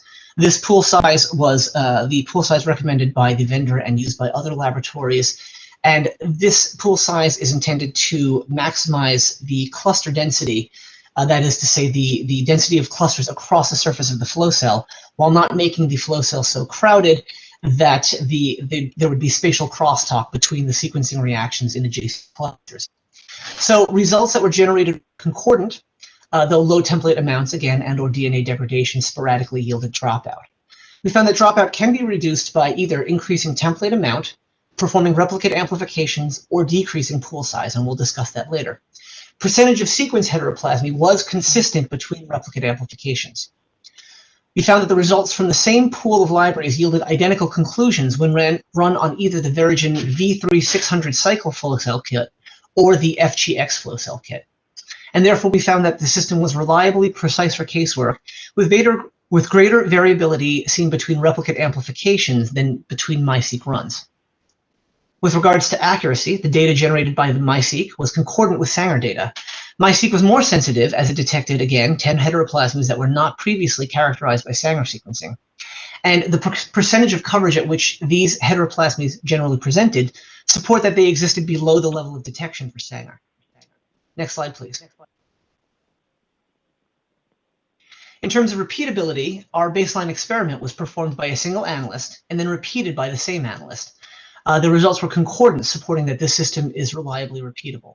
And just to clarify, the baseline experiment involved testing a previously sequenced panel of 4 buccal specimens, 3 standard reference materials, 1 hair with a root, and 7 blood samples. All of these samples contained heteroplasmies in either length or sequence in either HV1, HV2, or both regions. Next slide, please. With regards to reproducibility, we actually examined several combinations of variables to assess reproducibility among different variables, including, to begin with, the flow cell kits. 2 experiments were run on the MySeq V3 600 cycle sequencing reagent kit, and then they were rerun on the MySeq FGX reagent kit, yielding concordant results. We also explored reproducibility between different models of MySeq hardware. So we tested the Illumina MySeq as well as the Illumina MySeq FGX and found that using the V3 600 cycle reagent kit, performing one experiment on the MySeq and then repeating it on the MySeq FGX, we yielded concordant results, demonstrating that reproducibility between the hardware models. Also, between operators and hardware, one experiment was performed using one operator using the Illumina MySeq, and then repeated by a different operator on the MySeq FGX, and we found that the results were concordant.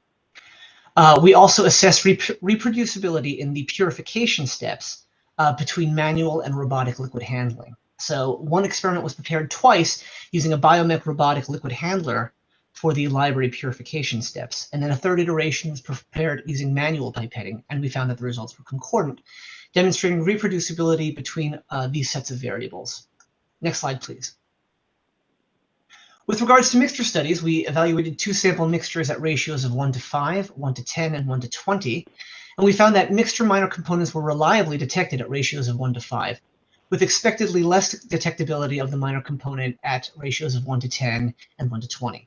The average percentage of minor component RCRS variants detected that would not be masked by the haplotype of the major component was on average 86.24% for 1:5 mixtures, 42.73% for 1:10 mixtures, and 13.96% for 1:20 mixtures. Overall, minor component variance could be seen at all ratios to differing degrees. At mixtures of 1:5 or less, the presence of a second minor component could be easily seen. At mixture ratios of 1:10 or more extreme, A second component may fall below detection because of the paucity of variance that would be expected to be able to be seen. And detected minor components could, in theory, be misinterpreted as heteroplasmies. Next slide, please. Therefore, we decided to ask ourselves a question of how would we therefore define the criteria for determining a mixture as opposed to a single source with heteroplasmies. And so, to begin with, the determination of a mixture is based on the number of instances of multiple bases detected at single nucleotide positions within a sample. So for casework, we recommend that data developed that indicates the presence of a mixture be deemed uninterpretable.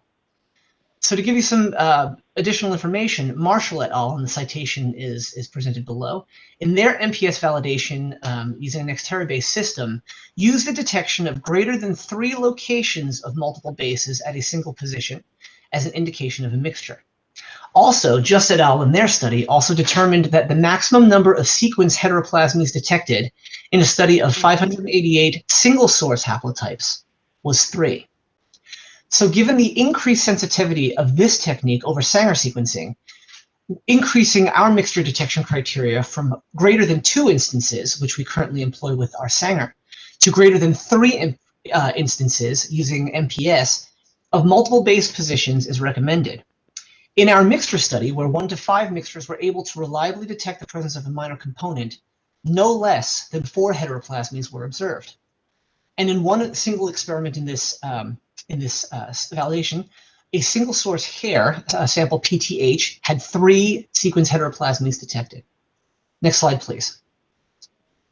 So taken together with Marshall et al., Just et al., and the increased sensitivity of this technique over our current casework approach, as well as the results seen in 1 to 5 mixtures in this study, our recommendation is that the detection of greater than 3 sequence heteroplasmies in a sample be used as an indication of the presence of a mixture, and that such data be determined to be uninterpretable.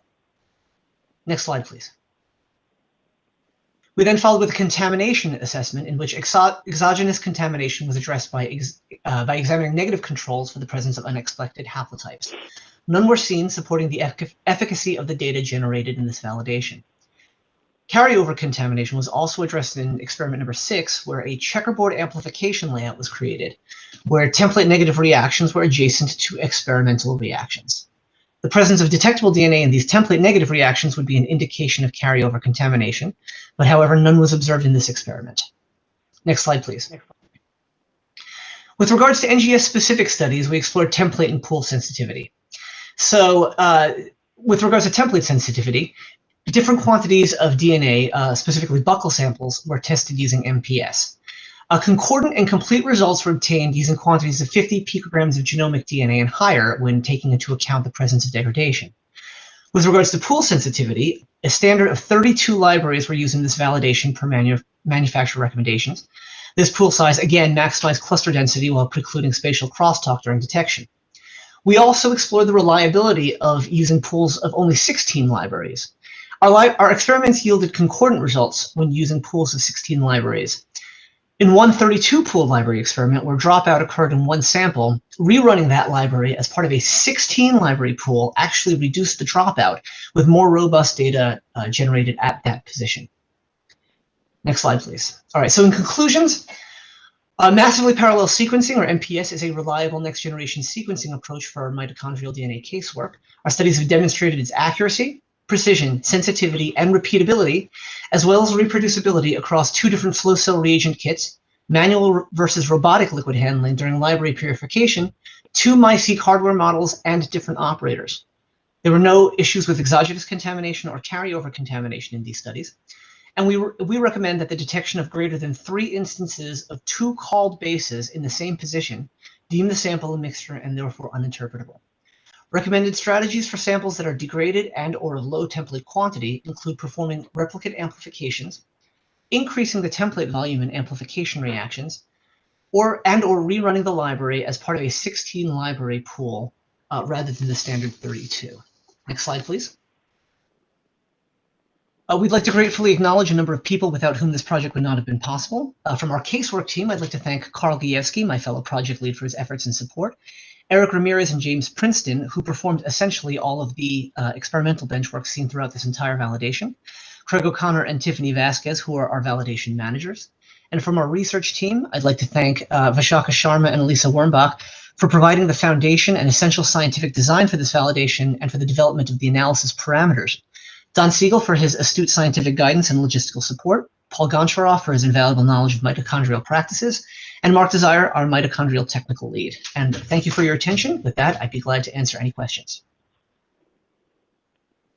Okay, thank you, Jonathan. And as a reminder for all of us on the subcommittee, the reason why we're reviewing this is because it's the first use of this technology in New York State. Is that correct? Do I have that right?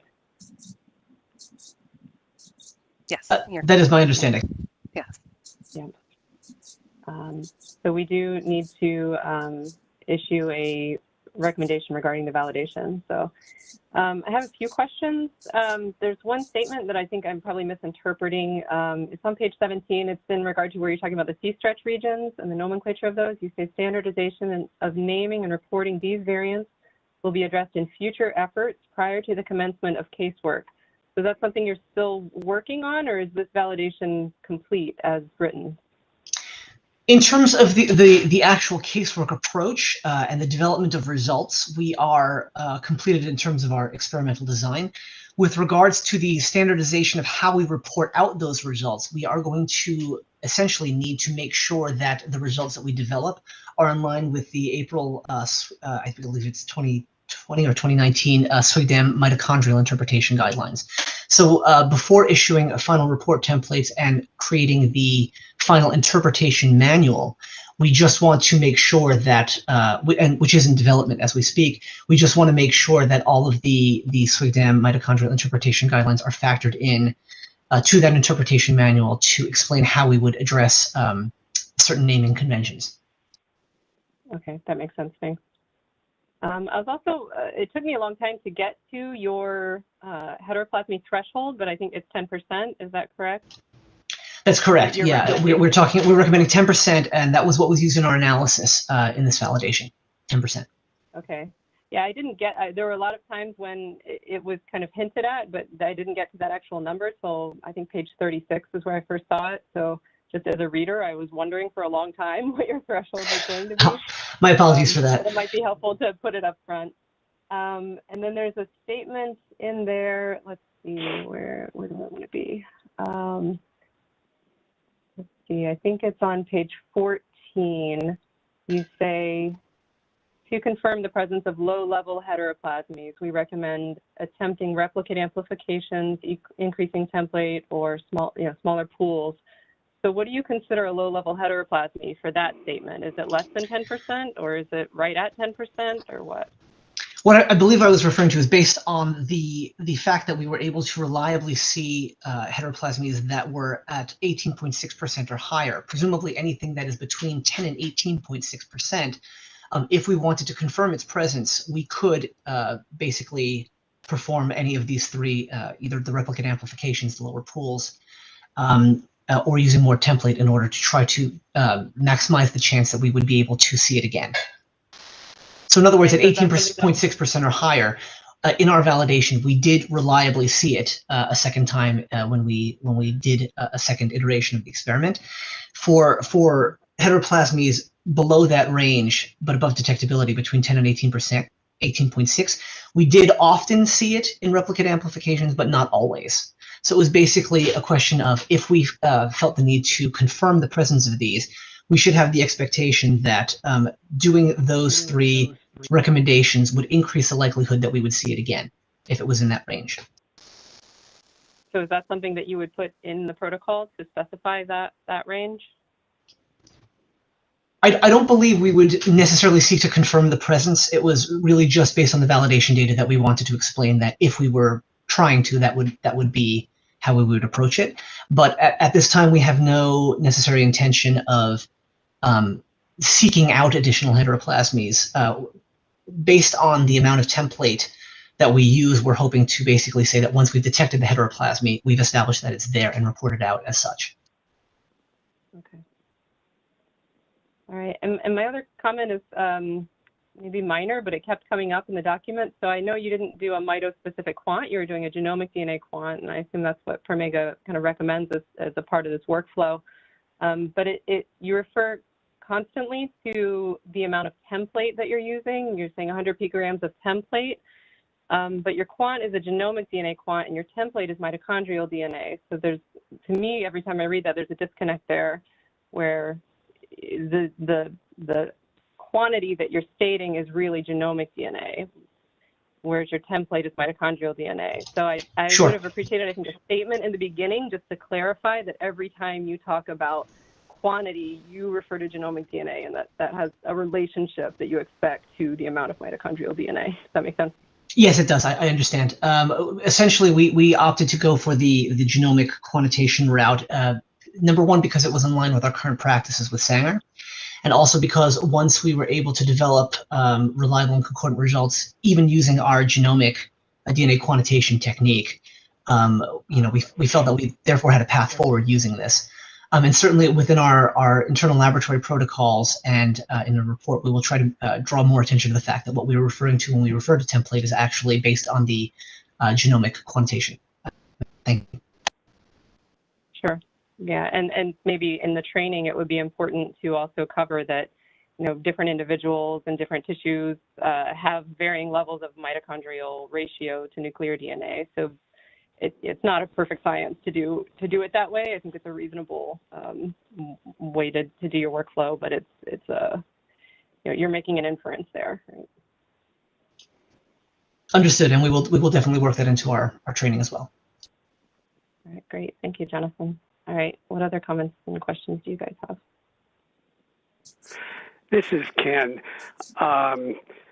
Biology always has a way of complicating methodologies, but this is a pretty reasonable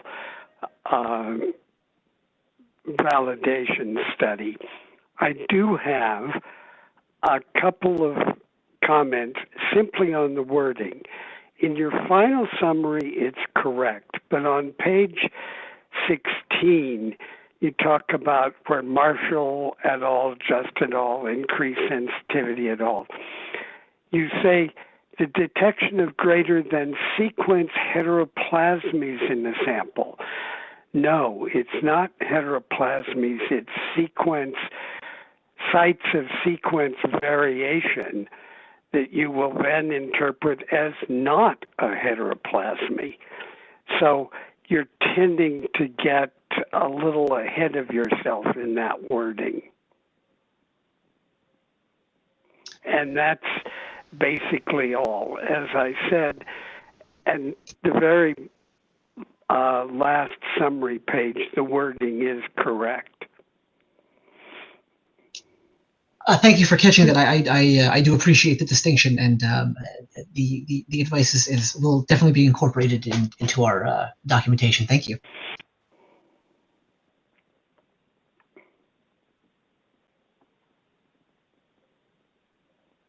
I had a quick question. Are any of these samples archival, or were they all fresh? I believe these were all fresh extractions. I would have to check on the extracts for the population study. That I don't recall if they were freshly extracted, but certainly the remaining extracts were freshly extracted, and with the possible exception of the standard reference materials which we obtained. Where did you get your population samples? I would have to consult with the research group. I don't quite recall how they arrived, but they were originally obtained as part of a self-reported ethnicity panel of extracts that were used for an unrelated study. Okay. And one more question, I guess. Was the Sanger sequencing done in parallel with the automated sequencing, or? Yes, the Sanger sequencing was actually, well, to be more specific, the Sanger sequencing was done first so that we would have the reference sample, the reference sequences on hand for us to compare against the results when we develop them in MPS. So with regards to the validation, yes, they were done at the beginning of during the validation, but prior to each respective experiment against which it would be compared. Okay, so none of those sequences were archived? I believe that's correct. Okay. That's all I had. Thank you. Thank you all. Do we have any more questions?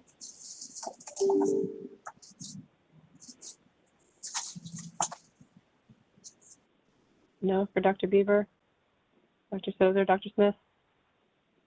No? Okay, so do I have a motion to issue a binding recommendation to the Commission of Forensic Science to accept the validation as proposed by the New York City Office of the Chief Medical Examiner, Department of Forensic Biology? It's Ken Kidd. I will so move. And do I have a second? Can I ask a question first? Do we not need a final protocol, or it's just the validation that we are approving, not the reporting of results or? This is Jonathan. So with regards to the experimental protocol, that is included as Appendix 10D. That is the draft protocol that we're currently adopting just to reformat it for our internal laboratory information system. But that protocol, with regards to the experimental procedures, is within the documentation provided. Right, I saw that. Now, but about interpretation protocol and training, so that's still, I mean, you're not ready to roll this out right away. Is that correct? As far as immediately start running it on actual samples that you plan to report out results on. Is that correct? Yes, this is Craig O'Connor. Yes, we do have an implementation plan that includes training of the members of our World Trade Center team and the mitochondrial DNA team. So, you know, if we do get the binding recommendation today, it's not like we're going to start working on it tomorrow. It'll probably be several weeks before we move forward with working on casework, just to get some of that logistical processes out of the way with training. And as Jonathan spoke about, the LIMS system has to be implemented and things like that. Would it be possible maybe for the next meeting just to see what, if you've gotten that far, what the final reports are going to look like? Yes, that would be possible. I believe a draft copy of the report was sent over yesterday. I'm not sure if the committee members, subcommittee members, had gotten it. We had received it in the office, I don't believe, as of yesterday. Okay, well then that can we hear be from sent over. Jill or Shelley? What are we required to review? Is it validation only, or is there any mention of that we should be reviewing the protocol or interpretation guidance or anything like that beyond the validation? So my understanding was just to review the validation. You know, obviously, newly validated things are also are looked at during their audit and their assessment activity as well. So that would resurface at that point. Yeah, but and like I said, with the report, the copy of the report, we have yet to receive that. Once we do receive that, we can definitely forward that to the subcommittee members. Okay. Yeah, I was just curious what whether we're approving the validation. It has nothing to do with any of the reporting of results or anything beyond that. Correct. Yeah, that is the motion, is to just approve the validation. Yes. So I can reread the motion. We can go through that again. Do I have a motion to issue a binding recommendation to the Commission of Forensic Science to accept the validation as proposed by the New York City Office of the Chief Medical Examiner, Department of Forensic Biology? All right. Allison Eastman, so moved. Okay. Do I have a second?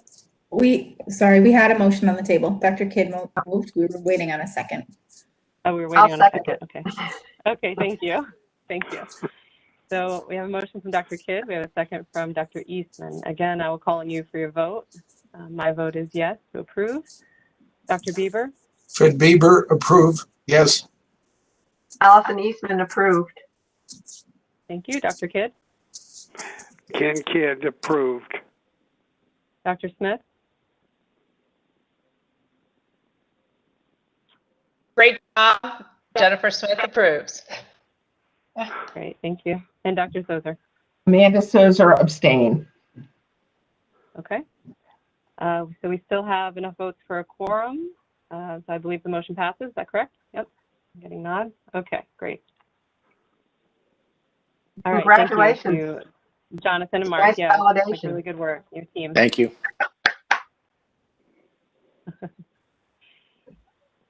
All right. So let's move on to laboratory disclosures. We have from Nassau County. This is informational purposes, no votes required, but we do have representatives available to speak. This is page 202 of our original red page numbering document. This is a closure of a nonconformance that was originally disclosed at the August 2020 meeting of the DNA subcommittee and involved an injection time error in an assay. The laboratory has completed its corrective action and considers the event closed. Is there any further discussion on this? I have a question. Is Nassau County still here? I believe Karen is still on the line. Yep. Karen's on. Karen's on. Yeah, she should be. Okay. Actually, I watched the commission meeting video, and there was a big discussion about this, but I can't remember everything that was talked about. I have to go back and look at it again. But I was just curious. So you had you were normally doing a 9-second injection time, and the injection time got somehow changed to 15 seconds.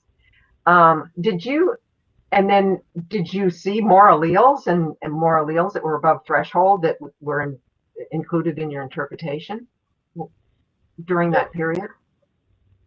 So it is interesting because I looked at this whole event, and what kind of blew my mind, and Pat did a lot of the statistical stuff, but from looking at the actual data itself, we have a replication policy in our lab if there's mixtures, a whole bunch of other reasons for quality control. And in a lot of our rep samples, sometimes, and sometimes they were on other instruments, so it was the correct injection parameters. Sometimes the 15 seconds was higher, sometimes the 15 seconds was lower. And, statistically, Pat was more involved with that, but Sorry, I'm the on event now, was guys. not what it would have seemed. Go ahead, Pat. I had some trouble connecting. I'm sorry. I'm going to have to be briefed up if there's a question for me. I'm on the YouTube, so it's a little bit delayed. Oh, so the question was, did we see more alleles with the 15 second? But no, there wasn't a pattern. Yeah, that was the ironic thing. That's what also confused Applied Biosystems, where there was an expectation that we were going to see overall higher RFUs. If you look at the closeout material, there's a case that we actually used the deductions from both, because on the one instrument that was affected, we had our initial run, and then once we knew there was an issue, we ran the repetitive analysis on a completely separate instrument, and it was amazing. On the second instrument that was only at 9 seconds, we had better base calls, and they were only present in the run with 15 seconds. So there was really no continuity between the two. And I think at the last bio subcommittee meeting, I did talk about the statistics that we kind of used to show that there really was no consistency between the RFU units between the 9 and 15. There wasn't an overall increase in 15. It just didn't look that way. So essentially, we closed out the car with the 3 different types of situations in the case. I don't know, Karen, if you want to talk about those memos to the record that we placed in. Yeah, just in some there was no data used, and the samples were rerun. We had concerns if there was mixtures and there was a minor component deduced. That was only 2 cases, and both Pat and myself looked at that data, and like he explained, you know, one of them, the lower injection time actually had better data than the higher injection time, meaning there were more alleles called. But you could see the alleles in both, you know, so those are the scenarios, and, you know, this is noted for every case in the record. I think the laboratory's saving grace. I think the laboratory's saving grace is the fact that we have a repeat policy within the laboratory, so we have the ability to see the differences within the RFUs, the number of peaks called, and so forth. So is this an issue with Mothra being a less sensitive instrument, or did you even 9 and 15 were basically the same on that particular instrument? So I don't think it's an issue of it being less sensitive, because if you also look in that incident, Life Tech came to do pre and post work, and then they had to redo some of that work. And unbeknownst to us, that new work was done at 15 seconds. And they also did a comparison, you know, of that data, and there wasn't a significant difference. So it's not, you know, and it's hard to believe that, but, you know, it made me question some of the things, how much focus we're placing on injection time studies. And, you know, Pat can speak to that too, especially with our recent, you know, validations with STR mix. I mean, one thing that I will say, and it's just out of my own experience, and I'm not speaking for any other user of the 3700 versus the 35. I'm sorry, the 30. Karen, was it 3200 or 30? What was the first one before the 3500? 31. The 3130. Sorry, the 3130. I felt had a bigger difference in increased injection times than on the 3500s, and it's just an observation that I made out of our experiences with the situation that we were in. But every case, every sample was looked at in this remediation.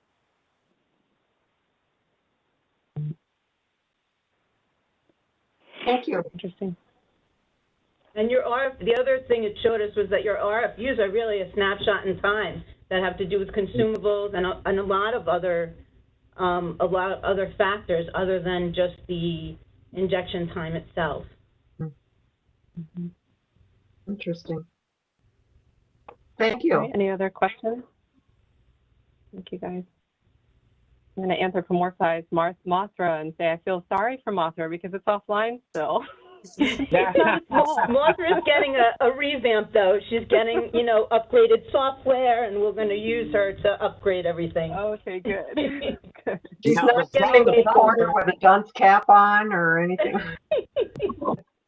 The real problem was they're all supposed to be enemies to each other, and Mothra was a friend to Godzilla, so we kind of screwed up on that one, and maybe that's why Mothra doesn't do as well as the other. So obviously somebody in this laboratory loves sci-fi, and it's probably me. All right, thank you, Pat and Karen. Thank you. So let's move on to New York State Police Crime Laboratory. This is informational purposes also, and I believe Ray Wickenheiser is available. This is the closure of a nonconformance that was originally disclosed at the August 2000 meeting of the subcommittee and involved an incorrect profile from 2000. The laboratory has completed its corrective action and considers the event closed. Page 207 and the red page numbering. Do you have any questions or comments for Dr. Wickenheiser?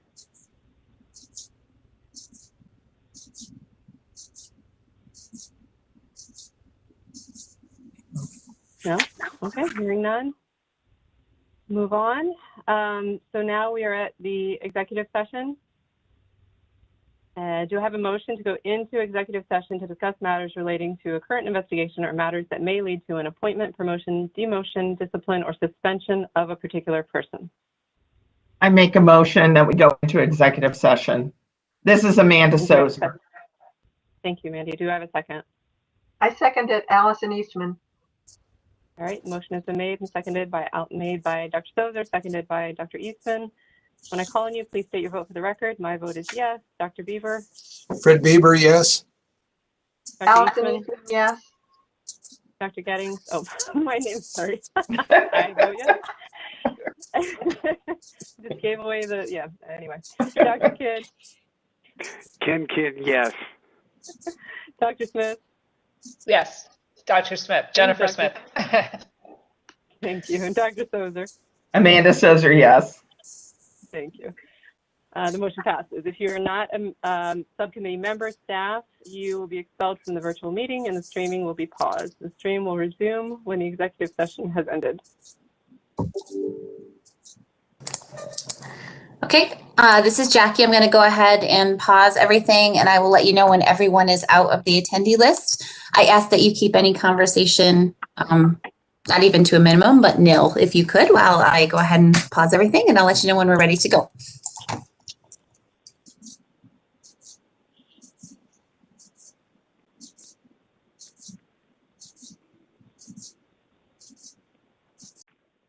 It was a long meeting because there was a lot of stuff. It was. Oh, and I have to say, I'm sorry, I have to say what action we took. Yes, and we are still waiting. I'm waiting for YouTube to pop up, so hang on one second. Yeah, you'll just say that there was action taken in the executive session. What is, Shelley, what else does she have to say? Or Natasha, when we lost Natasha? I think we just keep it as general as an action to send a letter to the commission regarding a discussion. Okay, we're actually, okay, we're up and running. Okay, thanks. We're now back in open session. Okay, we're now back in open session. Yes. The subcommittee took one action to send a letter to the commission regarding one of the items discussed. The next meeting of the subcommittee will be May 7th, 2021, and we will continue to meet virtually. At this point, do I have a motion to adjourn this meeting? Amanda Sozer, I make a motion. I second it. Thank you, Dr. Sozer. And I have a second by Dr. Smith. Once again, I will call on you for your vote. At that point, please state your name. And my vote is yes. Dr. Eastman? Austin Eastman, yes. Dr. Kidd? Ken Kidd, yes. Dr. Smith? Be safe out there. Yes. And Dr. Sozer? Amanda Sozer, yes. All right. That's a wrap. Motion passes. Thanks, everybody. Bye. Bye-bye. Thank you, everyone.